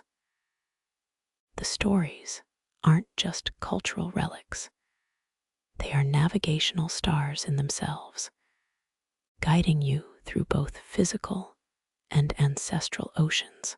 Each word serves as both history lesson and directional beacon, an endless loop of wisdom that navigates through both time and tide. As an elder closes a tale, you realize these chants aren't merely cultural heritage. They're the very essence of navigational science, a harmonic map carrying generations forward, each note a step across the unending seascape, every melody a guide through the stars above and the swells pulse below. You close your eyes, letting the last strains of the chant envelop you, feeling the centuries of memory and ocean merging. One rhythmic heartbeat connecting past, present, and the journey ahead. Perhaps, if you listen closely, the next chant might just reveal more hidden maps, ready to guide you across the ever-living sea, all carried in the whispers of elder voices. The evening air grows cooler as the sun dips lower, bathing the ocean in shades of amber and rose. You feel a subtle shift, an invisible presence accompanying the fading day. Islanders whisper of voyaging spirits, ancestral protectors ensuring sailors returns to beloved shores. Mainland histories document celestial charts and ocean currents. But here, the navigator's compass extends beyond stars and swells. Carolinian lore insists each journey carries a ghostly crew, spirits of forebearers steering through night's uncertainty. These guiding souls are not folklore. They're the guardians who whisper warnings and lend courage when storms threaten. Some researchers, maybe more like eccentric amateurs, claim to have recorded unexplained voices aboard modern canoes during deep oceanic crossings. Could these voices be ancestral murmurs, or are they just the winds playing tricks on isolation-addled minds? Historians still argue whether these accounts are evidence of persistent spirits or the sailors longing for safety. Imagine setting sail just as the horizon melts into twilight. There's a palpable stillness, a collective breath held in 100 chests. Each navigator's heart beats in rhythm with unseen kin who once navigated these same waters under the same waxing moon. The spirit's legacy isn't just in tales, but in the very sinews that pull at the sails. Legends suggest these spirits guide more than just vessels. They weave into the fabric of each canoe, their essence bound to the timber's grain, the fiber's strength. Experts think that some rituals pre-launch are actually spirit-binding ceremonies, a way to invite ancestors' guardianship into every plank. The canoe becomes a living ship, infused with ages-old vigilance. As you board a traditional vessel, it's said the first knot you tie secures not just rope, but a bond with the unseen crew. Their eyes watch the reefs where the living fear to tread. Each swell carried whispers, warnings etched in the rise and fall of the tide.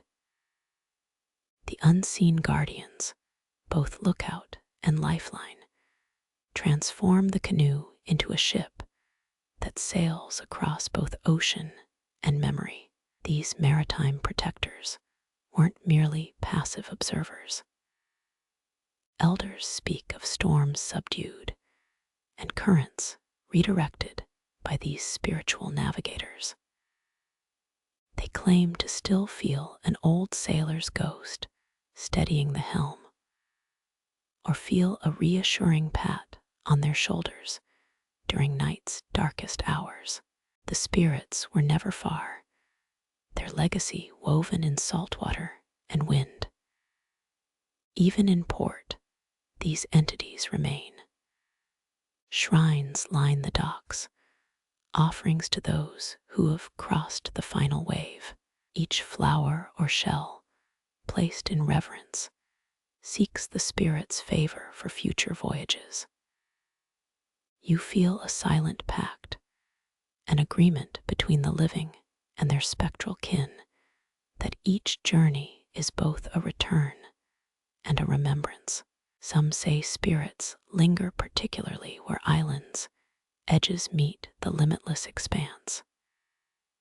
It's there, where earth ends and mystery begins, that their influences hold strongest.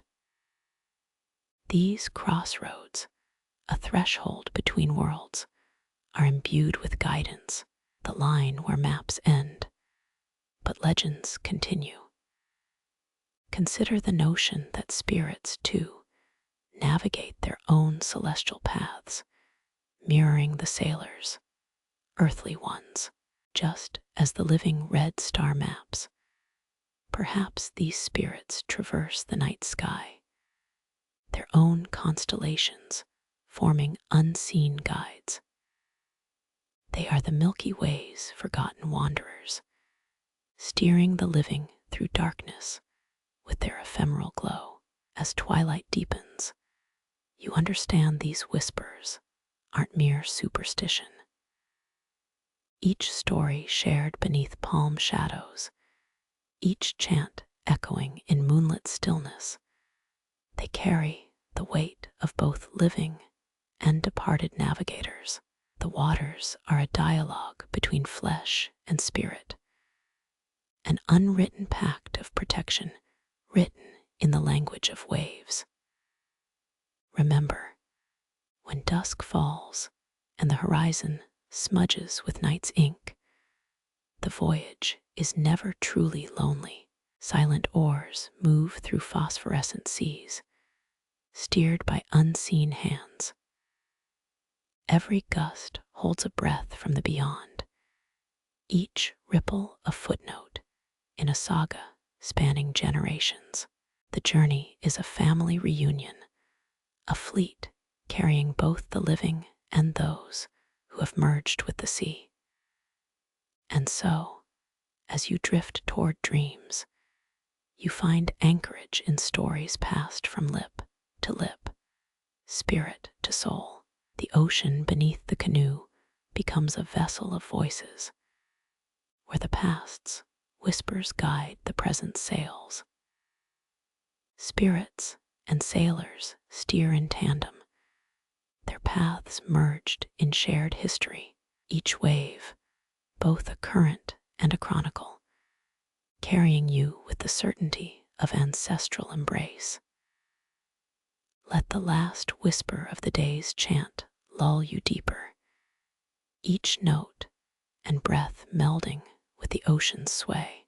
Close your eyes, and you'll see spirits mingling with constellations, their guiding hands drawing maps upon the ocean, mapping a course that's both timeless and eternal. Each silent pulse of water becomes a heartbeat of those who sailed before. In your dreams, navigators and spirits dance among the stars, weaving paths across the night sky. The living mind becomes a vessel, crewed by ages' memories. You navigate not the sea alone, but through layers of time, protected by those whose spirits lend strength. You've boarded a ship that sails through both waters and worlds, guided by whispers only the heart can hear. Now, as you drift into restful slumber, know you carry forth their legacy, each breath drawing you closer to unseen guides. With every drift across dream tides, feel the protective embrace of voyaging spirits, their watch ensuring safe passage across the ocean's vast, uncharted heart. As dawn's light spills over the horizon, the sea transforms into a canvas of shimmering gold. A new day unfurls, bringing with it the whispers of islands whose stories are etched in waves and wind. Your journey takes you to archipelagos where each shore holds a tale, waiting to be uncovered. Historians often note that early European explorers marveled at Carolinian navigators' uncanny knowledge of unseen islands. They had charts without paper, maps etched not on parchment, but in memory and lore. These mental atlases were so precise that some explorers believed islanders possessed supernatural abilities. How else, they wondered, could anyone know the exact bearing of lands out of sight? But there's a quirkier tale buried in these waters. Some village elders recount stories of a mythical island that only appears to navigators in moments of dire need, then vanishes once peace returns. Sounds like castaway fantasies, right? Yet a few fringe chroniclers insist old maps hint at such ghostly isles, perhaps misplaced atolls, or mirage-induced apparitions. Historians still argue whether these stories are vivid legends or distorted realities that might reveal uncharted reefs. The canoe slices through water that's alive with stories. Each island you approach isn't just land and palm trees. It's a library filled with chants, myths, and ancient navigation secrets. These tales weren't just bedtime stories, they were cognitive maps, with every character and event marking distances, currents, and star movements. The legends became living compasses for those who sailed them, blending fact with fable in ways that only island-born mariners could navigate.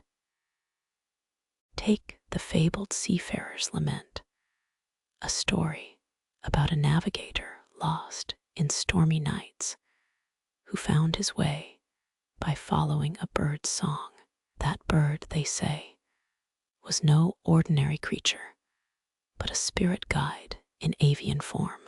The legend not only served to encourage sailors, but likely encoded guidance on bird migration patterns, revealing which species might signal land or lead them home.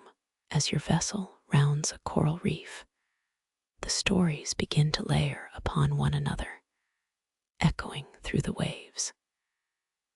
Each tale, woven into the archipelago's fabric, transforms the islands into more than mere dots on an ocean. They become storytellers themselves, each current a verse, every shoal a stanza. The ocean's surface holds histories of explorers, lovers, and celestial guides, all etched in natural rhythms.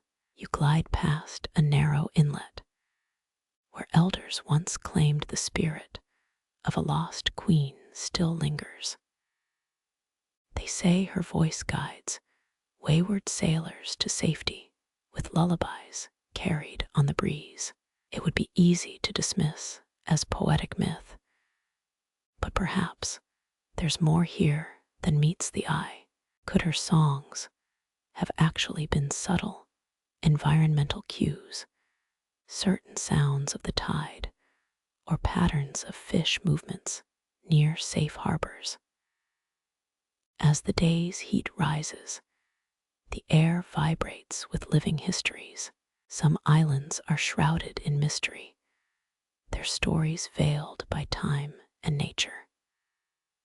Coral formations might seem like mere chance, but here they echo with forgotten rituals, navigational tales passed down for centuries. These living reefs don't just shelter marine life, they're the guardians of human legacy. Each layer of coral, a footnote in a maritime manuscript. When you finally approach a secluded cove, the whisper of waves against the shore blends with the ancient tales told by generations. Here, the water itself seems to hum with the stories of old mariners, each story a buoy marking safe passage, each myth a warning etched in water's language. You feel a connection, not just with place, but with those who shaped these roots with tales, both frightening and comforting. Listen closely, and the ocean around you speaks not only of natural beauty, but of memory, a continuum of ancestral whispers interwoven through sea and star. Each island's edge reveals a facet of these ancient navigators' wisdom, a testament to a time when every wave was a written character, and every breeze a sentence in an unending story. As twilight approaches, the dance of light and shadow reminds you these tales have never truly departed. They surge through every current, ripple with every zephyr, leaving no sailor truly alone. And in those moments of stillness, where sea meets sky, you realize you're not just voyaging through water, but through narratives that bind past to present. The day's final light glints off the waves as you anchor for the night. The ocean shimmers with living history all around. As you close your eyes, the stars appear not just as distant suns, but as weavers of stories, each constellation a chapter in a cosmic maritime saga. Let the whisper of the night tide carry you to dreams where past navigators' spirits sail with you, their stories echoing across the stars. Your journey continues in sleep, guided by the enduring narratives that have sailed these waters for millennia. Each pulse of the waves, gentle as a lullaby, carries the enduring presence of those who navigated before. In this twilight realm, time stretches and bends, holding in balance both mortal seafarer and celestial chronicler. The ocean, a bridge not just of water, but of tales, carries you with a certainty etched in the collective memory of those who have sailed these waves for eternity. You drift deeper into the embrace of dreams, where each breath merges your journey with the legacies that span ages. Guided by stories whispering from the very heart of the sea, let those tides cradle you, as living maps drawn on water continue to weave your passage through both space and time. The night's embrace deepens, and the ocean's whispers become the songs of ancient navigators. Beneath the shimmering veil of moonlight, you're surrounded by an orchestra of stories, melodies carried by the ebb and flow of currents. You're not just drifting on water, you're cruising through the very breath of history, felt in every undulation beneath your vessel's hull. The sea floor, you realize, isn't merely sand and coral. It's a map etched in vibrations, a living, breathing compass. Navigators once touched the ocean's deeper rhythms, reading the songs of the coral reefs like an old mariner reads a chart. Each formation below sang a different note, creating an underwater symphony only the most seasoned ears could interpret. Historians confirm that many island cultures believed specific coral structures helped guide sailors, like natural lighthouses glowing beneath the waves. An old tale tells of a navigator's bond with a sea turtle that led his canoe by mirroring the coral's hidden tunes. Sounds more like a parable meant to teach about nature's intricate connections, right? Yet, scholars have uncovered rare accounts suggesting some navigators might have sensed water currents in ways that appear almost preternatural to outsiders. Just how much of this marine intuition was truly learned versus inherent remains a mystery still argued by historians. As you drift further, these underwater symphonies resonate through your craft, blending with the gentle lapping of waves. You remember those ancient navigators who felt the pulse of hidden reefs that murmured directions in a language of liquid resonance. Even today, marine acoustics reveal how sound travels faster in water, creating a network of natural signals that might have once spoken as clearly as any celestial map. Feel the depth beneath you, each underwater ridge guiding sailors as precisely as mountaintops marked on land maps. It's as though the ocean and the islands shared secrets through their seabeds, telling mariners' stories that only those who knew how to listen could hear. As your boat rocks gently, you imagine the skilled navigators attuned to these whispers, using them to find their way to unseen shores. Some legends even say that certain clans possessed an uncanny ability to see through sound vibrations, a skill whispered about, but never fully understood by outsiders. The gentle swells continue, murmurs of old mariners and forgotten isles carried on ripples that know no time. Did these ancient sailors truly hear the songs of unseen reefs? Or was it an ancestral myth meant to inspire awe and caution? Historians might argue whether this ocean knowledge was a well-learned craft, or if there are elements lost to time we'll never fully grasp. The water's surface feels like a living manuscript, written in currents and swells, each wave speaking of journeys past. It's not just the wind or sky that sings to you, but the very ocean bed, a foundation of ancestral knowledge vibrating in perfect harmony. As the stars wheel overhead, marking the hours with cosmic precision, you know your journey is carried forward on these watery legacies. As the boat finds its resting place, you feel the ocean's floor whispering its timeless stories. Every reef, once a perilous obstacle, transforms into an ancient compass needle echoing with history's melody.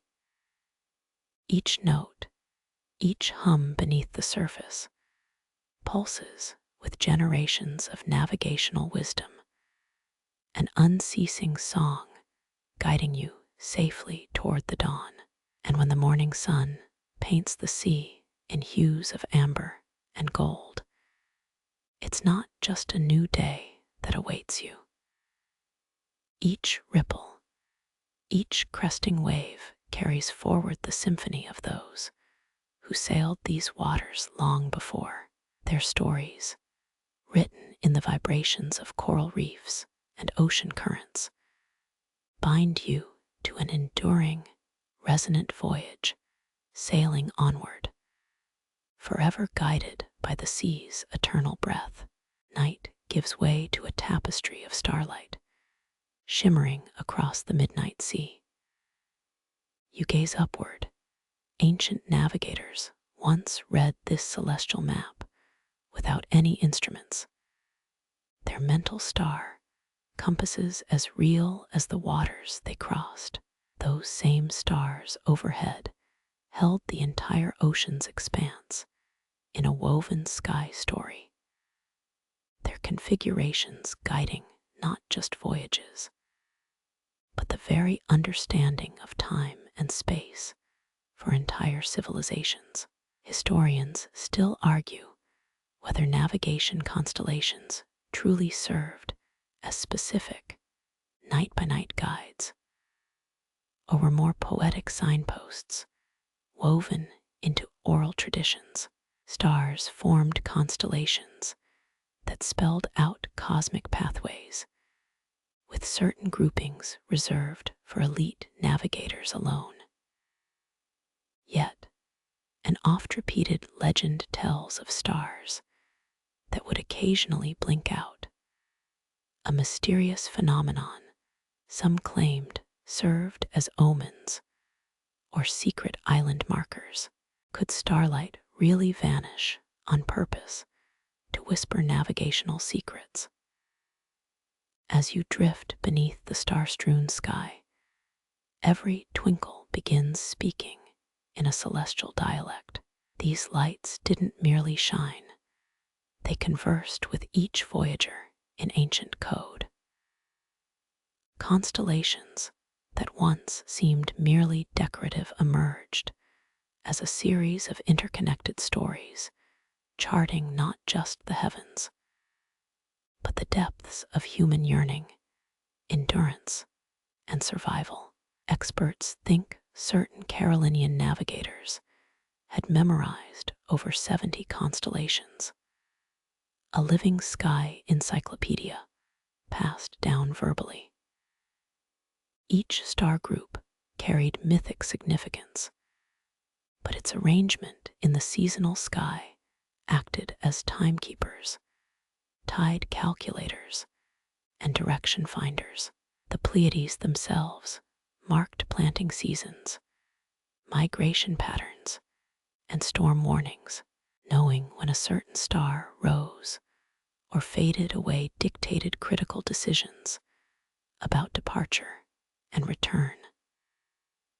There's a whimsical tale about a mischievous star, Altair, that reportedly tricked young navigators into taking unexpected detours, turning training voyages into epic adventures of unanticipated skill development. But in that fable lies a kernel of navigational ingenuity. Stars weren't just to follow, they were to converse with, requiring both respect and a rebellious curiosity. Look closely now. Each constellation carries an entire narrative, a legacy of lessons handed down through whispers in the dark. Voyagers would have navigated not just by isolated star points, but entire star stories where myth met metered steps across immeasurable waters. Legends say that the best navigators knew the precise location of thousands of stars, their cycles etched in cosmic stories that mapped every possible current and swell. The night sky becomes a living, breathing manuscript you navigate through. As you stare upward, you realize there's no division between history, myth, and science. Those celestial dots weave tales that once spelled life or death, their silent glow echoing chants sung aboard rocking canoes far below. Stars weren't just navigation, they were ancient mariners, intimate companions, and storytelling partners. Your journey under this canopy is a dialogue joining threads of millennia. Some constellations reportedly emerged from deep oceanic reflections, where the boundary between sea and sky was less clear. Perhaps the stars were simply ripples in the cosmic ocean, each a different frequency, heard by the truly attuned sailor. Historians confirm that Carolinian voyagers would often name celestial groups to match sea creatures, island formations, or even the gods of navigation themselves. Stars became tangible guides when paired with oceanic rhythms, making the night sky a dynamic compass of living tales. You're not merely observing, you're participating in the same celestial symphony beneath which Carolinian voyagers once charted their dreams and their realities. Night by night, the stars above remain the same constellations, but morph into new patterns, each twinkling narrative pulling you deeper into the ocean's living memory. These lights have shone for eons, but each voyager's story they guide makes them new again, echoing across all time. The night becomes a fluid canvas, waters below, and stars above blending into a shared cosmic journal. Each ripple, each celestial glint carries on the legacy of Carolinian masters who listened to the celestial rhythm, who read stories into the vast cosmic sweep, who danced with stars across the sea. As you drift between the celestial and the aquatic, you join a lineage where the stars never merely shine, they whisper history. And as dawn approaches, painting the horizon in ethereal hues, the constellations begin their retreat, yet their whispered stories linger long enough to see you safely into day's embrace. Each star fades gradually, leaving behind a sky now filled with potential, with the promise of another twilight where night would once again become your celestial compass. A timeless journey etched in the very fabric of the cosmos itself. Beneath the retreating constellations, you notice the morning breeze gently caressing the water's surface. Earth's atmosphere whispers its secrets, an invisible conductor orchestrating both winds and waves. Carolinian navigators believed these unseen breaths carried the voices of ancestral sailors, speaking in the rhythm of rustling palm leaves and whispering sails. Today, modern scholars call it barometric pressure, but you don't need scientific language to feel the living presence of ancient skills threading through every gust. You tilt your ears closer to the breeze. Can you decipher the navigational truths hidden in its sighs? Ancient mariners claimed they sensed changes in magnetic fields long before Western explorers discovered the compass. Historians debate whether Caroline Islanders had an innate sensitivity to the Earth's magnetic signals. Experts think that some could feel minute variations in magnetic pull, using this innate sense as an additional navigation tool. It turns out nature's compass may have been more than just celestial. It was buried deep within their bones. Let's take a quirky detour here There's a little-known legend of a navigator who supposedly had magnetite dust infused into his veins. Picture a mystical shaman chanting over molten minerals. His village whispers about a magnetic man who could walk across reefs without getting lost, always finding true north, even on moonless nights. Was this possible? Could human magnetite manipulation create living compasses? Fringe ethnobotanists argue magnetite's therapeutic properties might indeed have enhanced directionality, perhaps more myth than science, but wonderfully illustrative. Consider what might come from combining all these sense impressions.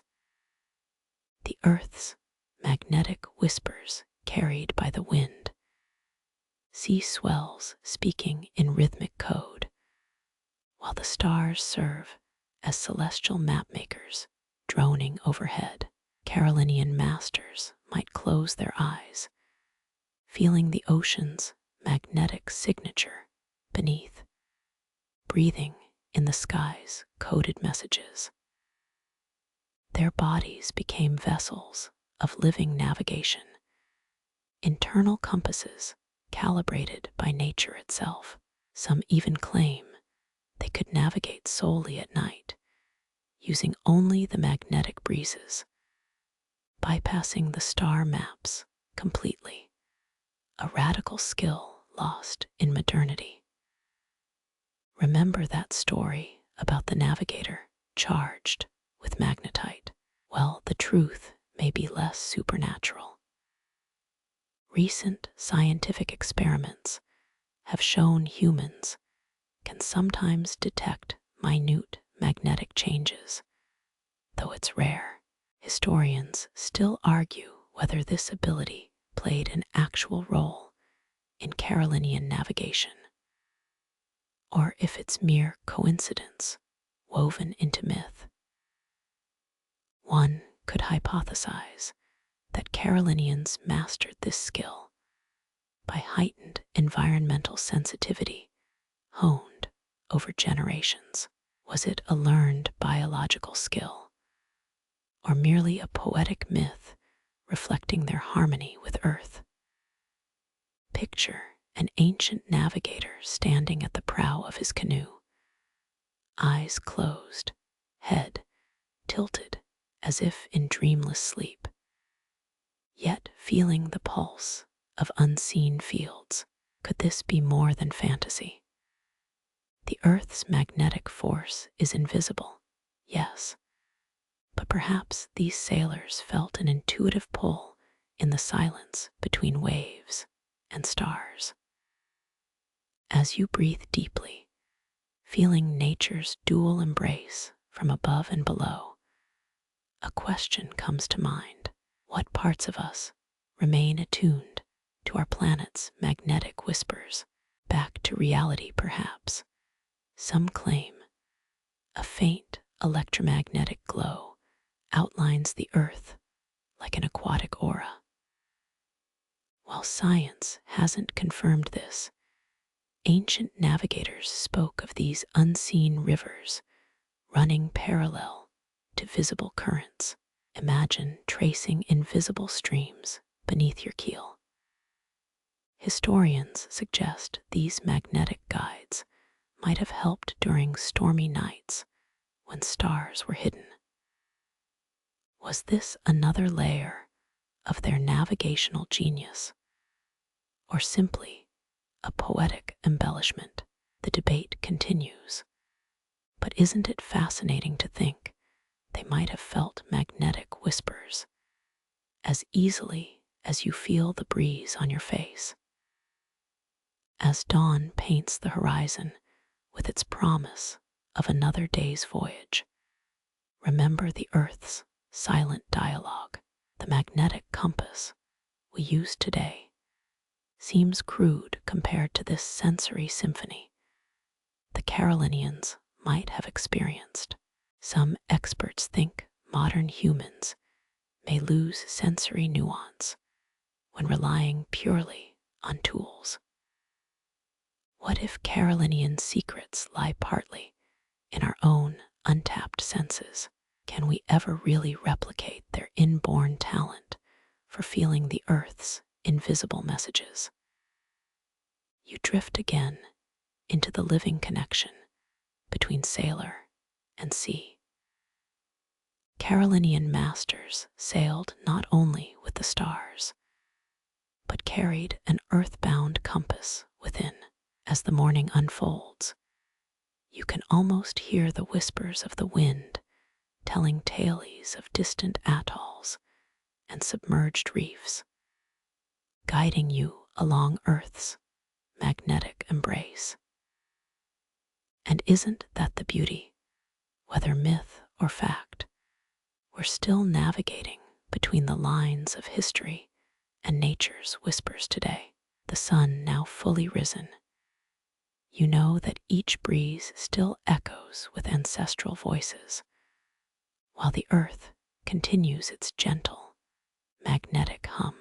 And perhaps, as you sail through today's waves, you might tune into that ancient frequency carried by the wind and waves around you, feeling Earth's magnetic secrets woven into the fabric of your journey. The sun paints the sky in gold and rose, each hue a brushstroke on the canvas of daybreak. As you navigate through this dawn, remember that the Carolinian sailors' world wasn't confined to the stars alone. They saw stories etched in the constellations, a celestial library where each cluster of lights had meaning. Imagine gazing up as the cosmos twinkle above, telling ancient stories whispered from one generation to the next. Experts think these navigators didn't just track position, they wove narrative pathways through the heavens. Stars became characters in epic tales, charting voyages through cosmic lore. The constellation we call Orion may have served as the hero in some tales, each star a marker on his mythical path across the night. Historians still argue whether these stories were practical navigation aids or rich cultural tapestries enriching their journeys.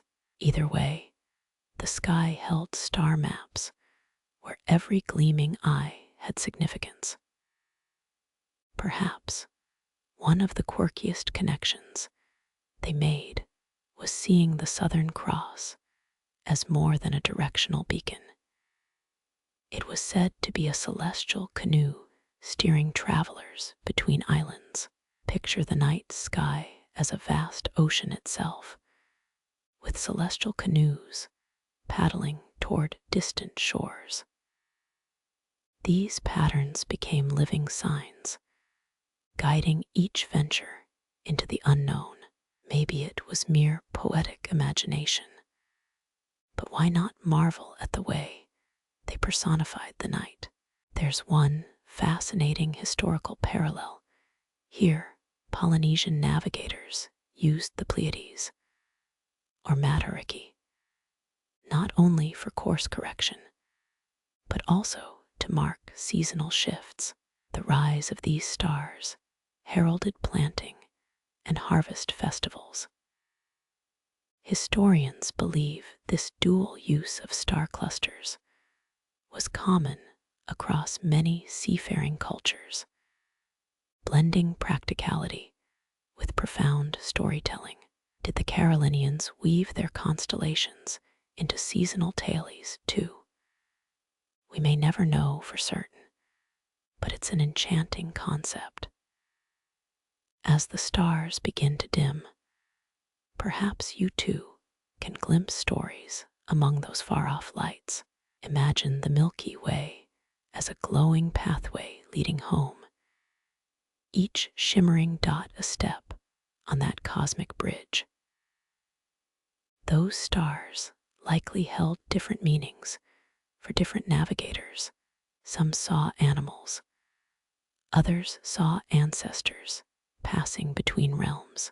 Let's not forget some claimed to see grand feasts awaiting them in the starry void, their eyes filled with wonder. Can you imagine a voyage where every twinkling light was a guide on your journey? Night transforms to day, yet the tailies remain. Experts think the Carolinians mapped entire voyages through stars and constellations, creating mental libraries of celestial pathways.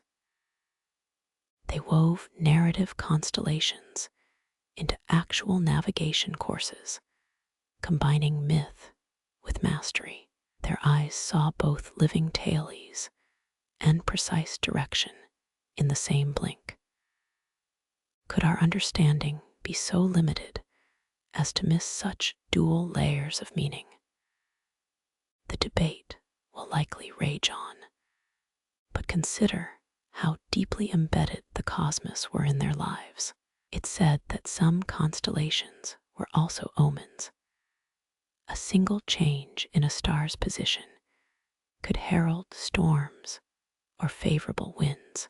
They might see an eclipse not as celestial spectacle alone, but as a spiritual guidepost, a cosmic signal to pause or proceed. These layers of meaning added depth to their observations, turning every glance at the night sky into a potent mix of lore and utility. Historians still argue whether navigators could predict weather patterns based solely on star movements. There are fringe accounts of star configurations hinting at tidal changes or impending storms. Picture the night where Cassiopeia's shift signaled that a sudden gust would fill your sails. Is there any truth to this? Some argue it's coincidence. Others see it as a rich, untapped skill. We might never fully decode their wisdom. But isn't it fascinating to imagine a world where stories became compasses? Let us turn to the horizon as night yields to the dawn's embrace. Whether navigating cosmic tailies or reading practical pathways, the sky connects us all. The stars remain our guideposts, both as myth and as maps. Each star, each story, they guide us across the void, much like the Carolinians once did across their cherished seas. Maybe we too can listen tonight, feeling that ancient pull between humanity and the heavens. Will you see the constellations guiding your ship, leading you toward adventure?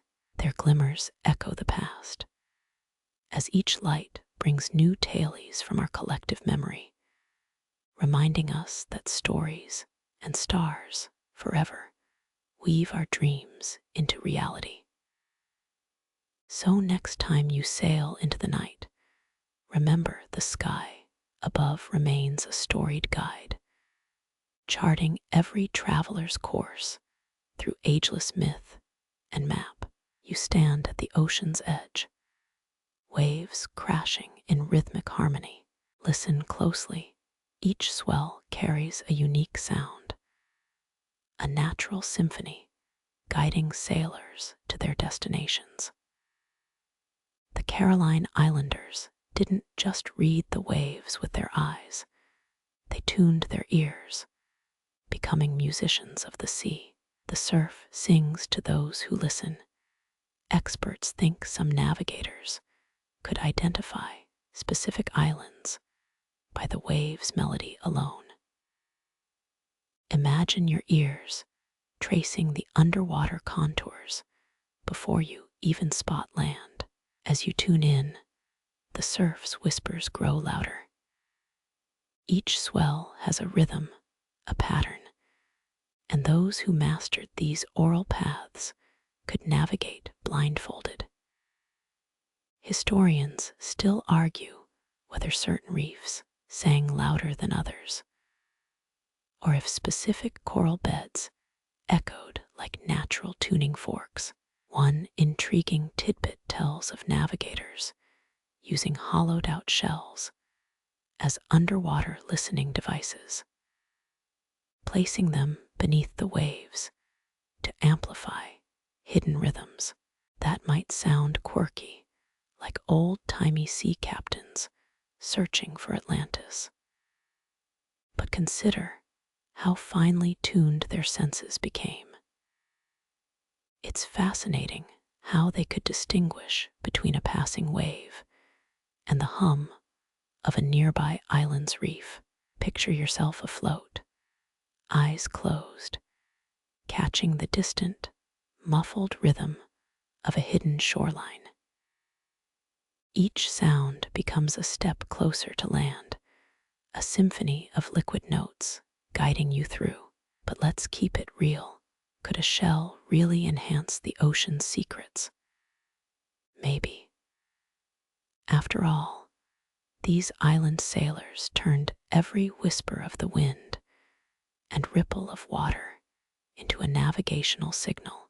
Every ocean melody told a story, each sound wave weaving tales of distant shores and unseen currents.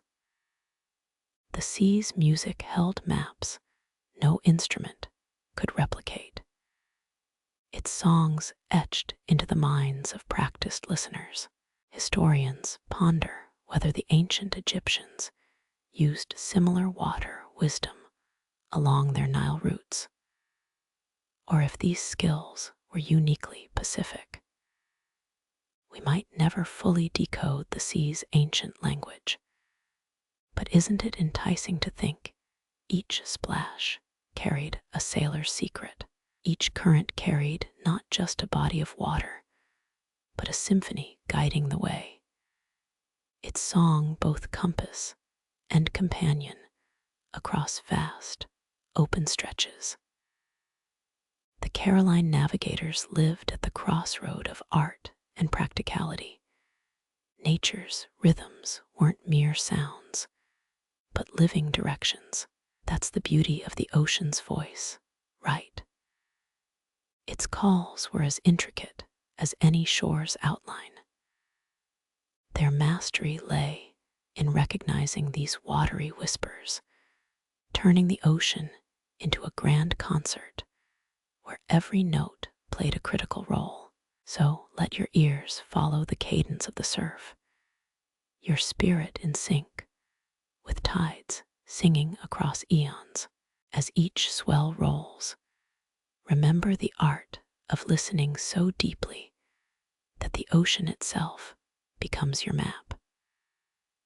That's the secret the Caroline sailors wove into their voyages, listening to a world where water spoke louder than any chart could whisper. As night veils the ocean, the waves become your lullaby, guiding dreams toward unseen adventures carried forth on the ocean's song. You find yourself drifting beneath the moonlight, its glow casting silvery ripples across the ocean's surface. The moon's gravity dances with the seas, pulling tides in an ageless waltz. Carolinian sailors harnessed this lunar rhythm, reading the ocean's breath as they navigated through the night. Experts think they could sense tidal pulses even from miles away, using them like a celestial metronome. Tides weren't just predictable currents, they were navigational whispers. When the moon called, the tides responded, shifting in patterns that only seasoned voyagers could decode. Historians still argue whether ancient Phoenicians employed similar lunar wisdom, or if these oceanic secrets died with forgotten civilizations. Imagine standing at the shore, moonlit waves lapping, feeling the ebb and flow like a pulse under your feet. Every rise and fall whispered of distant shores and hidden currents. Tide charts might seem modern, but Carolinians had centuries of experience etched in memory. Each phase of the moon brought new rhythms, and navigators danced to their tune. Some navigators had such acute awareness they could guess islands, positions purely from tidal timing. Fringe tailies even talk of navigators who placed their ears to the hull, an oral stethoscope, to read the ocean's deeper messages. Let's get real, like ancient sea shamans trying to hear Atlantis calling.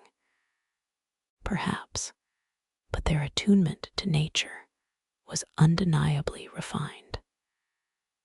As high tides surge, their pull hints at reefs lurking beneath the surface. This gravitational duet was critical for island-hopping tides, revealing paths invisible by daylight.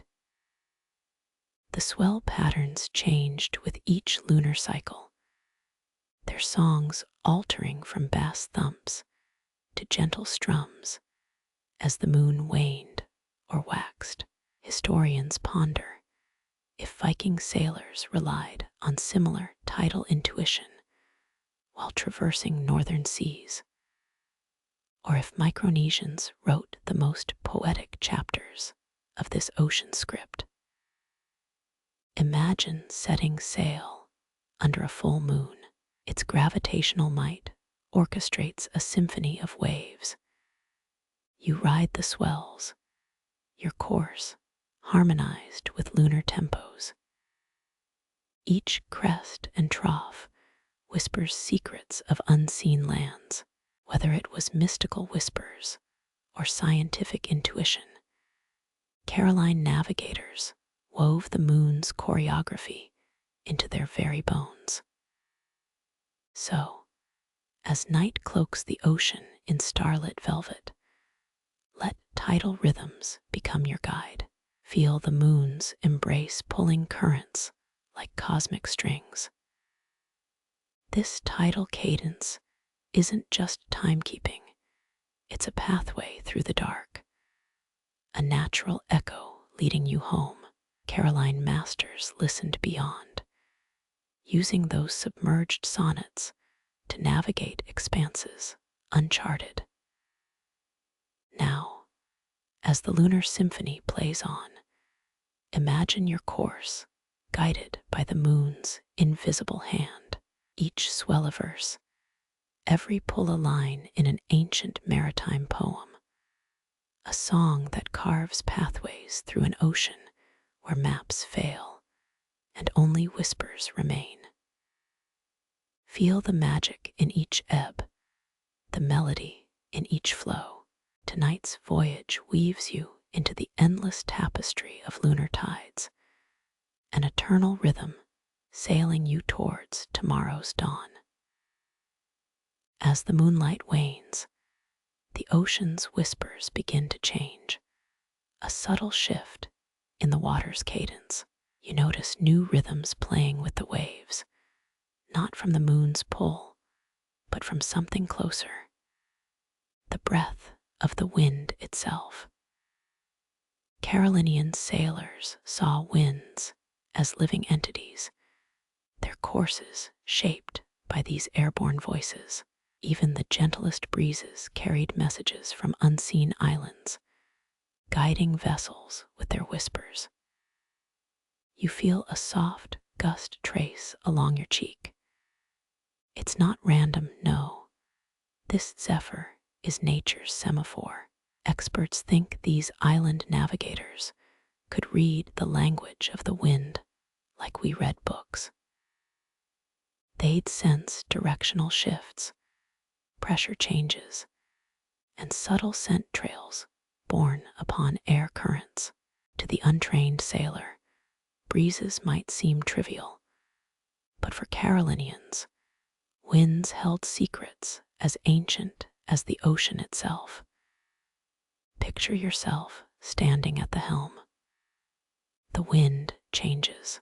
You feel it not just against your skin, but within your bones. Your sails catch the shift, angling ever so slightly. It feels almost supernatural, like the ocean's symphony is now singing through the air. Some old tales say navigators believed each wind had a different voice. Some were wise, others mischievous. Who knew if they were anthropomorphizing natural forces or tapping into something truly mystical? Historians still argue whether these wind whispers were the product of keen observation or spiritual divination. But for Caroline navigators, the debate was irrelevant. They sailed by what worked, and work it did. Imagine steering not by compass, but by breath. Winds might shift directions unexpectedly, yet they always revealed where land lay hidden. You start to wonder if these ancient masters were more like clairvoyants than mere sailors, their navigation transcending the material, the mainstream fact. Polynesian navigators often used wind patterns as primary guidance, a skill later adopted by Micronesian sailors. But did you know there's a quirky fringe hypothesis? Some scholars speculate Carolinians could read weather changes not only through local breeze patterns, but through microfauna migrations in the upper atmosphere. Birds, insects, even high-flying particles played their part in this aerial tapestry. Who's to say how much they truly understood? As twilight deepens, you realize these ocean winds aren't just physical forces, they're storytellers. Their tailies unfurl like ancient scrolls, spinning yarns of journeys past and guiding paths unseen. Every gust seems to carry the echo of a navigator's voice, urging you toward the horizon with the wisdom of centuries. In the hands of the waves and the breath of the wind, you sail into the night. Tonight, you don't merely drift, you dance with a symphony of elements. The moon's gravity guides the tides, while wind voices direct your course. Each element sings a part in a cosmic melody, an eternal requiem sung by the very soul of the ocean. And in that song, you're just another verse, carried forth through time by the endless, unseen whispers of the wind. As the night deepens, the celestial pathways stretch above you, a starry canvas woven across the heavens. Carolinian navigators might have lacked telescopes, but their eyes pierced the dark sky, untangling cosmic threads into mental maps. You realize these sailors didn't merely sail the ocean, they traversed the cosmos too. Experts think they used imaginary lanes invisible to anyone else. Pathways connecting distant constellations formed their guides. Imagine gliding across a sea mirrored by the sky, each star, not just a point of light, but a landmark etched in memory. Some islanders believed these celestial roads were created by ancestral spirits, cosmic bridges leading them home. Whether divine design or keen pattern recognition, one thing's certain: those stars never wavered. You peer upward, noting familiar formations, There's the Pleiades, 7 sisters forming a cosmic compass. That cluster was your friend, an olden signpost known throughout ancient civilizations. But Caroline navigators had tricks even seasoned astronomers might miss. For instance, did you know they reportedly mapped constellations backward? While we start with bright points and work outward, they might reverse engineer from the void between stars. Talk about turning darkness into light. Historians still argue whether Carolinian methods involved complex mental gymnastics or intuitive leaps, but perhaps we're missing the point. To these sailors, celestial pathways were as real as the salty breeze on their cheeks.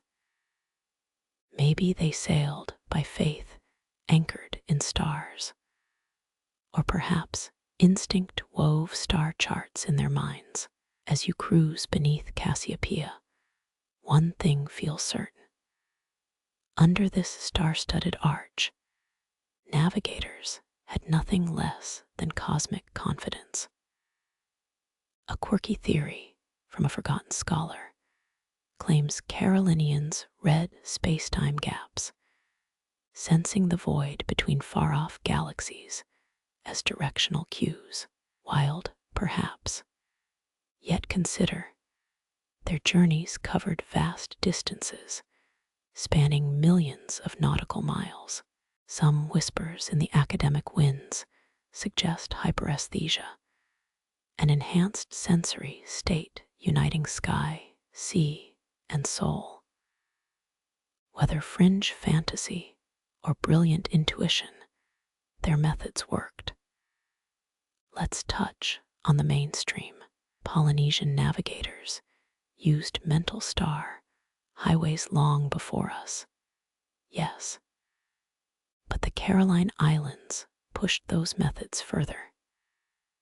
Experts believe their star compass integrated entire sky sectors, rotating, living maps changing with seasons. No fixed charts here, navigators danced with the cosmos rhythm. Celestial pathways were alive, shifting, breathing stars carrying them home. So you steer not by GPS, but by galactic paths, a cosmic dance etched across millennia. Above, 1,000 suns blaze pathways old before even legends were whispered. Below, waves echo their rhythms, each crest a heartbeat in this celestial symphony. Caroline navigators saw themselves as threads within a vast, woven tapestry of light and water, sailing between myth and reality. As dawn approaches, the horizon glows. You're guided not just by skill, but by cosmic tailies passed through generations. Perhaps it's not a question of belief versus observation. Maybe navigators simply lived in a world where stars spoke, breezes whispered, and oceans sang. In that infinite sky, pathways unseen became life's road map, a testament to humanity's enduring quest to connect the dots across both water and stars. Tonight, as the waves gently lift you toward the horizon, you embody their spirit. You're not only a traveler of waters, but a voyager through cosmic corridors, guided by invisible hands etched in ancient light. As the first rays break the dawn, they illuminate not just the sea ahead, but a path written through the stars themselves. And as you sail forward, you understand. The sky above maps not just distance, but direction toward every horizon yet unfound. You drift amidst the celestial seascape, where ancient navigators once traced their courses using the sky's endless expanse. Each star is not just a point of light, but a glowing promise of unseen shores. And now the horizon whispers new mysteries. Island shadows await you.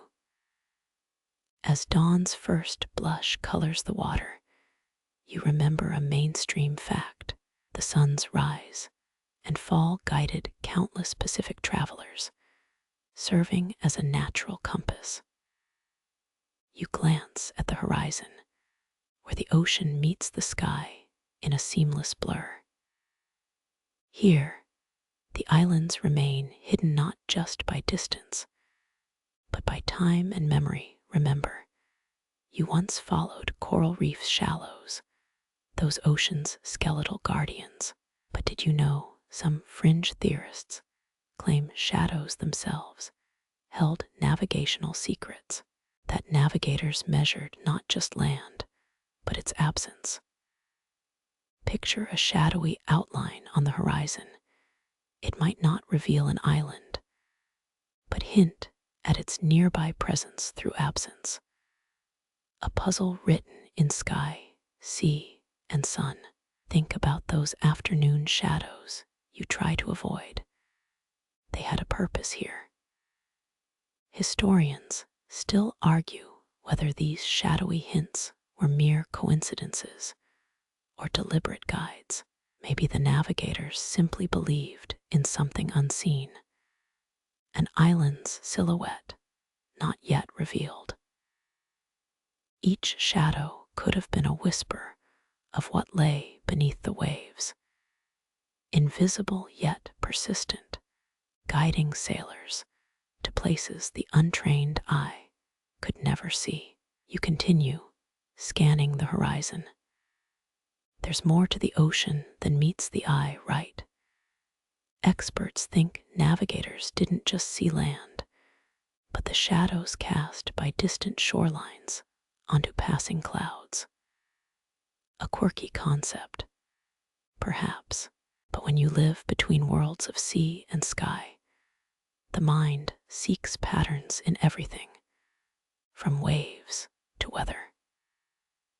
Experts often highlight the Carolinians' ability to navigate using mental maps, but here you navigate through the very absence of land.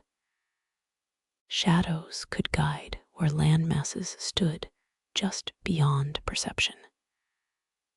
Imagine following not the island itself, but the whisper of its presence, projected against the sky at dawn, like seeing footprints in sand leading you to hidden treasures.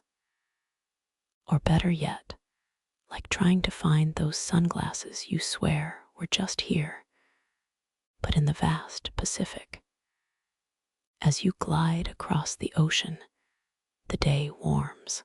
You start to recognize familiar dance steps between sun and sea.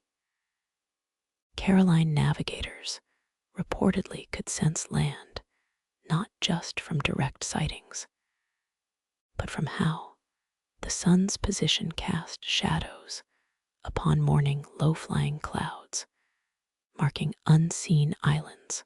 This dance of light might made the shadows appear as silent guides, pointing to life beneath ocean waves. A reminder, the first Polynesians braved these waters, relying on more than just physical landmarks. Islanders knew the importance of shadows, evidence of an unseen world beneath and beyond. Did they interpret those long, stretched figures as secret symbols? Did they trust shadows like modern sailors might trust their instruments? A little-known tidbit. Some navigators would use a small wooden frame called a mari to measure these shadows and infer the presence of islands out of sight. An ocean of possibilities, but let's keep those shadow calculations light. Or you'll start feeling like that one kid in school who actually wanted to do math for fun. And debate rages on. Experts can't quite agree if reliance on shadows was born from necessity, observation, or belief in a more connected world. Maybe it was instinct. Perhaps a shared language of light patterns passed through generations. As the sky turns that familiar shade of afternoon, you think, shadows might not tell you what's there, but certainly what's near. Hidden islands have their secrets after all. You continue, navigating by light and shadows, intimate dance across the waves. The ocean holds its breath beneath you, a vast, undulating expanse where each crest and trough whispers of shores unseen. You imagine the ancient sailors' lives spent deciphering these watery tailies, each ripple a verse, each shadow a stanza in their oceanic poetry. Let's touch on the mainstream. Modern navigation technology might dazzle with digital charts and satellite guidance, but way before screens entered the picture, our marine ancestors mapped entire worlds using only the sun and the sky's angle. Shadow angles revealed more than just time. They could hint at the proximity to unseen lands. A fascinating blend of light and anticipation guided these journeys of faith and skill. Remember those stories about ancient mariners' spiritual connections to the ocean. Shadow navigation isn't far removed. Some navigators believed shadows held not just practical clues, but ancestral guidance. A spiritual bridge connecting sky, sea, and unseen shores. Imagine every shadow a cosmic letter, each outline a whisper from a crew of ethereal protectors watching over their passage. Here's food for thought. Did the Caroline Islanders' legendary star maps also incorporate light's absence?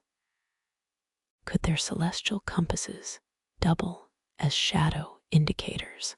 Did they read the ocean's rhythm combined with sun paths, like mastering a complex symphony of natural elements? These explorers didn't just rely on visible markers, but sensed the ocean's hidden stories told through light's play against the waves. And maybe here in this shadow dance, you catch a glimpse of their wisdom. Not just a horizon, but a tapestry of light and silence guiding their way. Modern navigation speaks of certainty, but ancient voyagers thrived on intuition, connecting with something larger. A journey written not just in stars, but through the spaces between them. Tonight, as the sun sets, dipping the world in twilight, you feel their presence. Navigators driven not by what they saw, but by what they sensed in the interplay of light and shadow.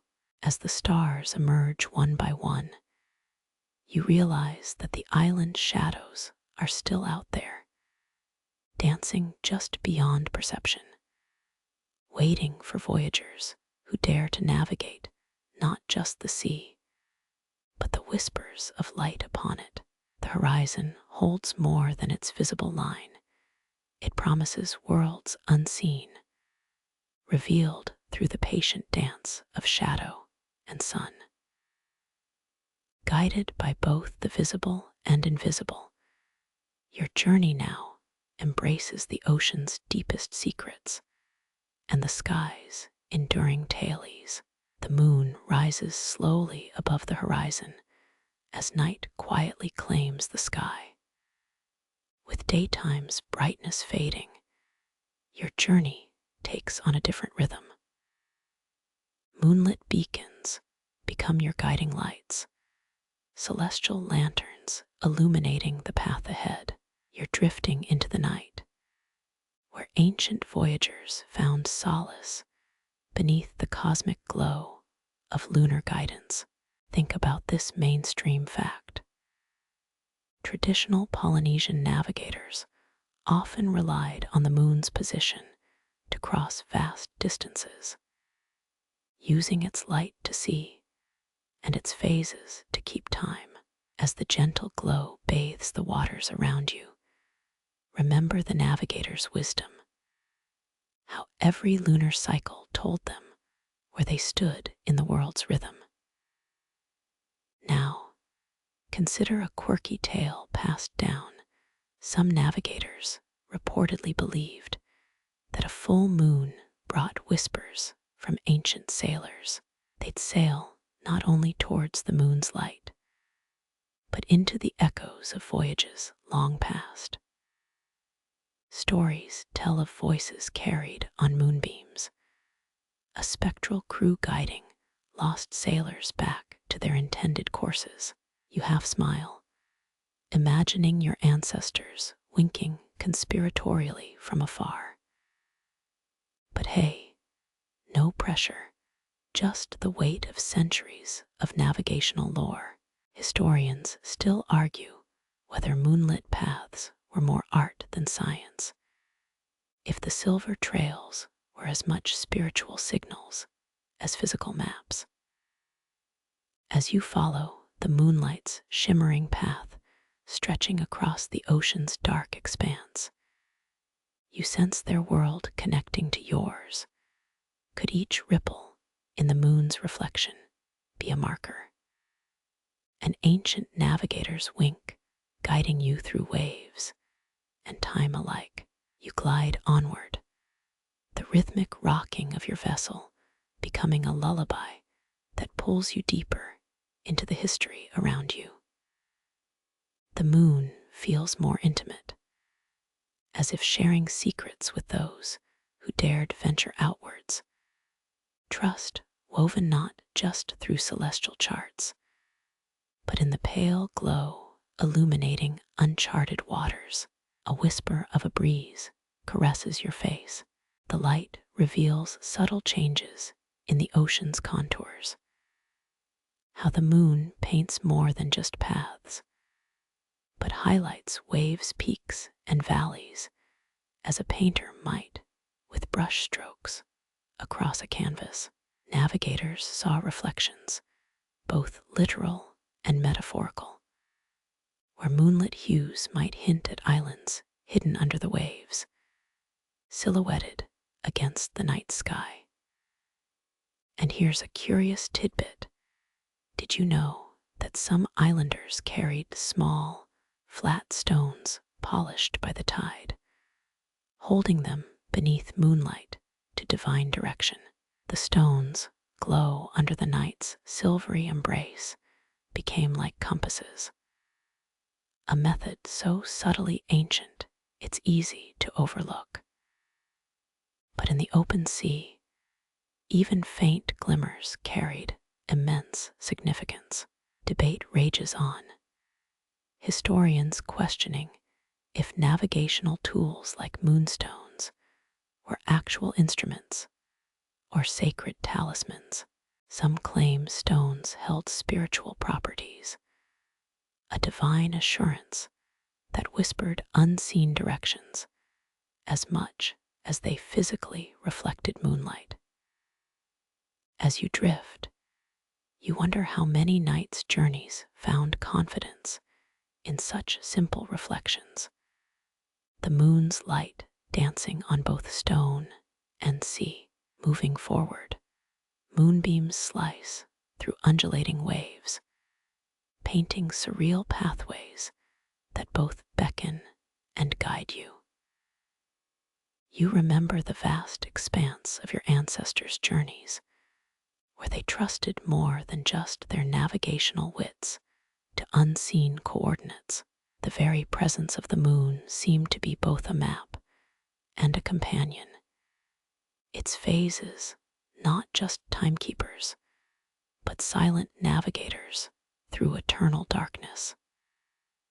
An intriguing thought occurs. Could the moon's reflected light also reveal unseen islands' edges, casting their outlines against the night sky? This belief persists in certain islander traditions. Navigators spoke of celestial guides who used the moon's light to write paths upon the waves. Their voyages, part of some larger cosmic narrative between earth and sky, a poetic notion, but one that resonated through history's annals with a deep, intuitive truth. Think about how modern explorers marvel at GPS and radar. Yet ancient sailors read the moon's subtlest messages. Each glimmer held not just physical paths, but promises, unseen shores waiting beyond darkness's embrace. Whether actual maps or metaphors, those moonlit trails bridged celestial spheres with earthly voyages, threading time, nature, and spirituality into a single, silent song. Tonight, as your vessel glides beneath moonlit skies, you're part of that continuum. Stars above may offer maps, but tonight, the moon's glow is your guide. You're no longer just following the water's rhythm, but a dialogue between celestial and terrestrial, whispering directions only felt in this moon-kissed moment. The voyage isn't just outward, but an inward journey into the vast, mysterious night, where ancient wisdom shines through moonbeams and dreams alike. Navigating with moonlit beacons isn't just traversing distances, but bridging time's gaps, connecting with those who sailed beneath the same skies, guided by the same lunar glow. As shadows lengthen and shorten, the moon weaves its path with subtle guidance. Your voyage, now part of its unending dance across epochs, cultures, and oceans. The voyage doesn't end, it continues, reflecting in the endless silver trails upon the sea's dark expanse. Stars dot the night sky like glowing pearls, scattered across a velvet expanse. The ancient Navigators' celestial atlas. You look up at this stellar map, and for a moment, you're not just a voyager, but a time traveler, drifting through epochs, guided by the same unwavering constellations that illuminated explorers' courses for millennia. Remember waypoint number 26. As you move across the night ocean, it's like being part of an ongoing dream where time flows differently, guided by stars that never vanish. This part of your journey holds a mainstream fact well worth remembering. Before modern instruments, navigators would mentally chart courses by sailing between stars, selecting celestial points, and traveling directly toward or away from them. Imagine the confidence needed to trust an entire voyage to stars' flickering guidance, the night sky essentially forming their compass. There's a kind of poetic logic in this, isn't there? As if these ancient mariners understood something about the interconnectedness of light and direction that modern tech rarely emphasizes. Yet, tucked away in the lore is a curious tale, almost folklore, that some voyagers believed certain constellations whispered secrets only to them. Can you picture expert navigators on moonless nights, heads tilted skyward, listening for those cosmic murmurings, not just following paths, but engaging in conversations with the heavens? Skeptical? Well, consider how so many cultures believed the sky spoke in myths and mysteries. It's hardly a leap. They might have thought stars were chatty allies. Historians still argue whether celestial navigation was more spiritual than scientific. Some insist the reverence of the sky carried as much weight as compass points. Was that shimmering constellation, Cassiopeia, merely a navigational signpost or a guardian spirit? As you drift under her celestial chair, you ponder the debates. Maybe it's simpler to see them not as opposites, but as interwoven truths. Your great-grandparents likely sailed beneath the same glittering guardians, each twinkle both beacon and blessing. Let's get into a deeper quirk. Did you know there's an ongoing debate about whether navigators used the Milky Way itself as a path? Yes, historians are still sifting through lore to figure out if that opalescent river of stars was more than just a backdrop. Was it a literal highway through the night? Picture following its glowing swathe, a shimmering trail leading you to the horizon, perhaps marking trade routes or seasonal migration paths. You can almost hear the stories etched into that cosmic glow, can't you?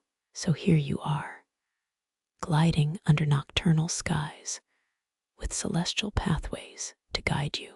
Stars once used to time rice plantings and mark the changing seasons now form a tapestry over your journey. The constellation Pleiades, in particular, might have signaled the start of the navigation season, marking not a point on a map, but a key in nature's calendar. As you navigate under these celestial clocks, do you wonder if this is why they held such spiritual weight? Is the sky's rhythm more compelling because it's a dance that spans both space and time? Modern explorers marvel at tech, while these starlit paths once formed an ancient technology of their own, both scientific and soulful. They whispered not just of where to go, but of where you are in the vast sea of stars and time. Those constellations carried not just directions, but dreams, stories of voyaging souls who read the sky's script in ways we're still unraveling. Maybe, just maybe, constellations were less distant lights and more intimate guides, each twinkle an echo of old voyages waiting for new followers. You're reminded tonight that these cosmic pathways connect you to all who dared dream of distant shores. Every constellation you pass has witnessed countless journeys, each star's glow a testament to explorers' unflagging spirit. The voyage isn't merely crossing water, but traversing time, a conversation with the cosmos. Every star a silent whisper through eternity. So here you drift, part of a grander narrative where the sea and sky collaborate to lead the way. The ocean's dark expanse is no longer daunting, but a canvas where the universe continually paints your course. As your vessel continues its course under the starlight's shimmering embrace, you feel this ancient wisdom wrapping around you. The night sky isn't just a guide, It's the living memory of every voyager, echoing through the ages. Your journey is now woven with those of countless explorers who looked up at these same constellations. Their legacy, a mosaic of light guiding your way, each star a point of light, a direction of hope, a connection to the vast network of celestial and earthbound pathways. In this moment, you are not just passing through water, but through history and dreams alike. The constellations continue to whisper their secrets, and you, ever the curious navigator, follow their ageless call. Stars linger above their whispers, an eternal echo across the celestial expanse. You glide gently through the night, feeling the hum of countless voyages beneath the waves and the sky. It's like being in the middle of an intricate dance where time itself sways to the rhythm of the universe. Remember the star compass from Section 5. Tonight, it feels like a living pulse guiding you home. Navigators once relied on the North Star as a steadfast beacon, a consistent point of reference in the shifting night sky. Can you imagine how reassuring that unwavering light must have been amidst the unknown? For them, the North Star wasn't just a star. It was a lifeline thrown from the cosmos. It's almost poetic, isn't it, to think how they pinned their survival on that singular, glowing promise in the darkness. But let's dig into a curiosity. Some legends suggest that ancient navigators used what they called dream maps, visualizations that emerged during oceanic trances. Experts think these visions combined mental star charts with deep oceanic meditations to plot exact courses. Imagine falling into a trance, lying on your canoe, and letting the universe's whispers carve your path straight through your dreams. Far-fetched, maybe, but if it worked for them, who are we to cast stones at their sleepy methods? Historians still argue whether ancient navigators discovered America prior to Columbus. The possibilities are tantalizing. Could Pacific Islanders have touched shores on the opposite side of the world? Did dreams and stars meld into mental maps so advanced that they leaped across oceans uncharted by the West? As you drift toward your horizon, you muse on how the universe once connected cultures divided by maps. This part of the sea holds an intriguing rumor. The Caroline Islanders might have used the Southern Cross not just to navigate, but as celestial timekeepers. They didn't just glance up for direction, they synced their lives to the cosmic clock overhead. Imagine living by an astrological calendar so embedded. Time wasn't just tracked, it was experienced. To sail with each hour dictated by constellations, feeling their pull in your bones. Stars once timed agricultural cycles as precisely as they marked seafaring paths. The Pleiades constellation, for instance, might have heralded not just navigation, but also sowing seasons, an ancient calendar set in a skybound frame as you float within their luminescence. Isn't it intriguing how they stitched together the rhythm of farming and voyaging? That shimmer in the night sky wasn't just a beacon for the sea. It was a bell tolling for the harvest.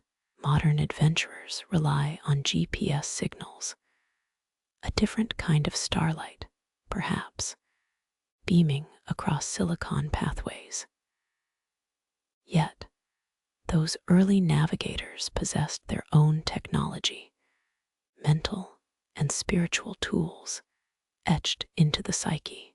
Stars whispered locations through time and culture, a blend of science and soul guiding each drift. Each twinkle became a legacy, each shimmer a storyteller anchoring them in both space and time. Tonight, as you continue your oceanic voyage, stars and swells become a part of an ancient narrative. Each point of light feels like a beacon from a long-lost chronicle, guiding you through layers of time. Experts reveal these paths as mental constructs, as if the cosmos conspired to stitch a map into human consciousness. Your journey now isn't just across waters, but through epochs, guided by a celestial symphony. As you drift towards unseen shores, the sea unfolds as an eternal dreamscape. The cosmic tapestry stretches above, not just a night sky, but a living, guiding force. Sailors before you trusted constellations like intimate friends, believing paths illuminated just for them, whether by dream maps or steadfast stars. Their legacy shines across your voyage. Each glimmering light a memory, each wave a whisper of ancient rhythms navigating time and space.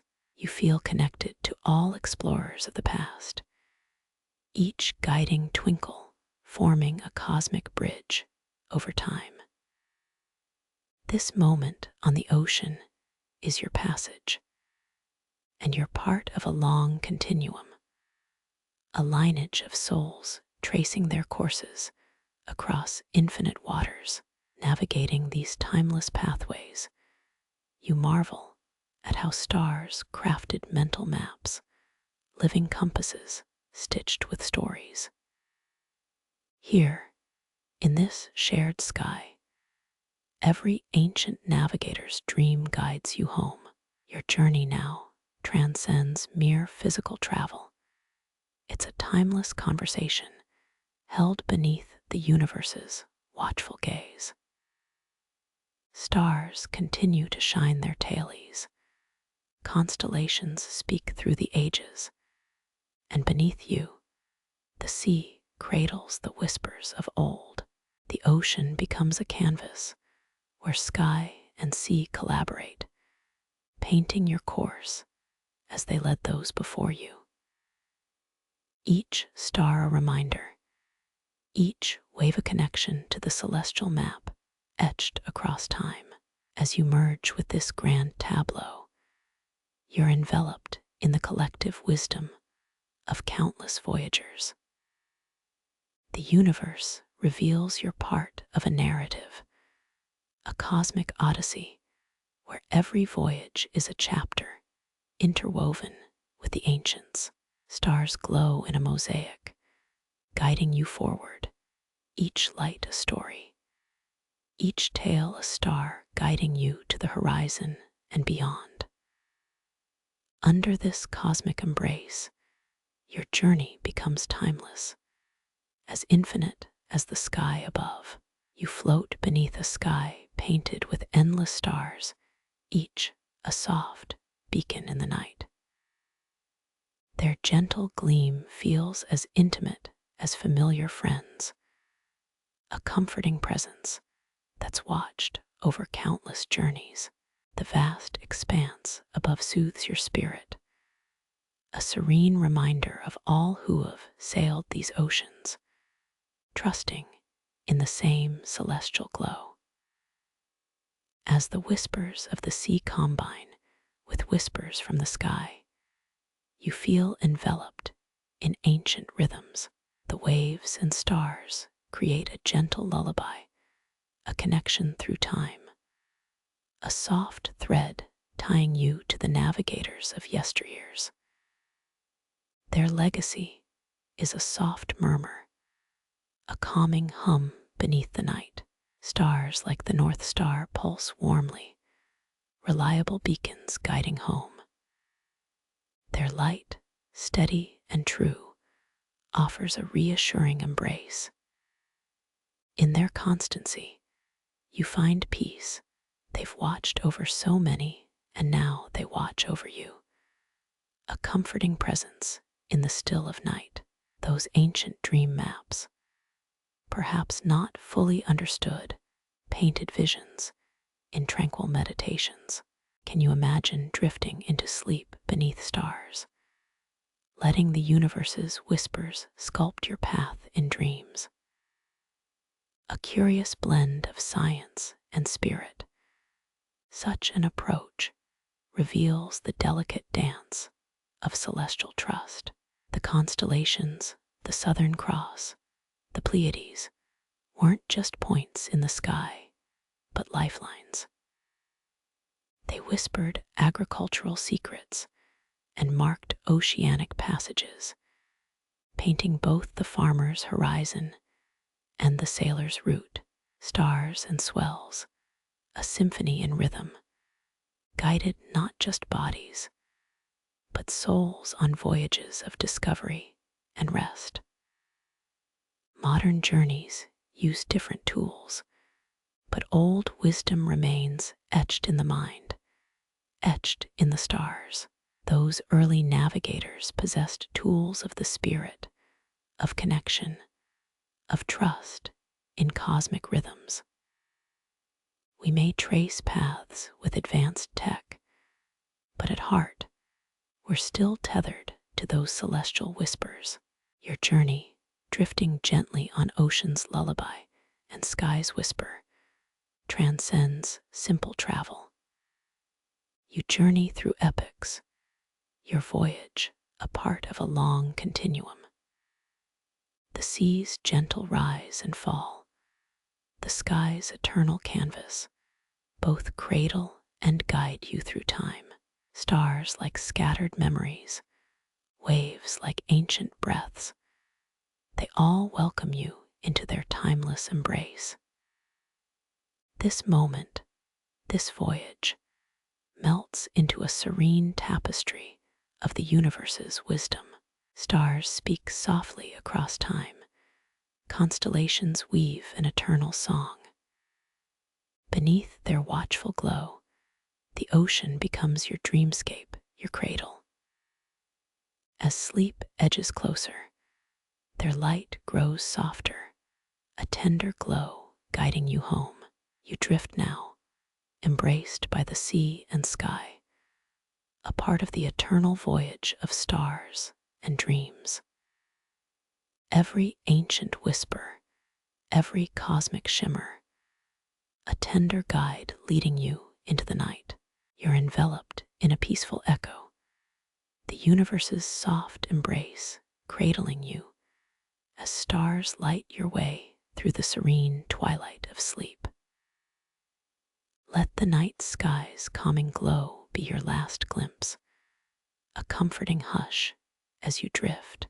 Those countless stars above, now a tender lullaby, lead you into dreams. Each twinkle a whisper, each starbeam a path home. Let their gentle glow carry you until you are wrapped in the warm, soft embrace of the celestial sea.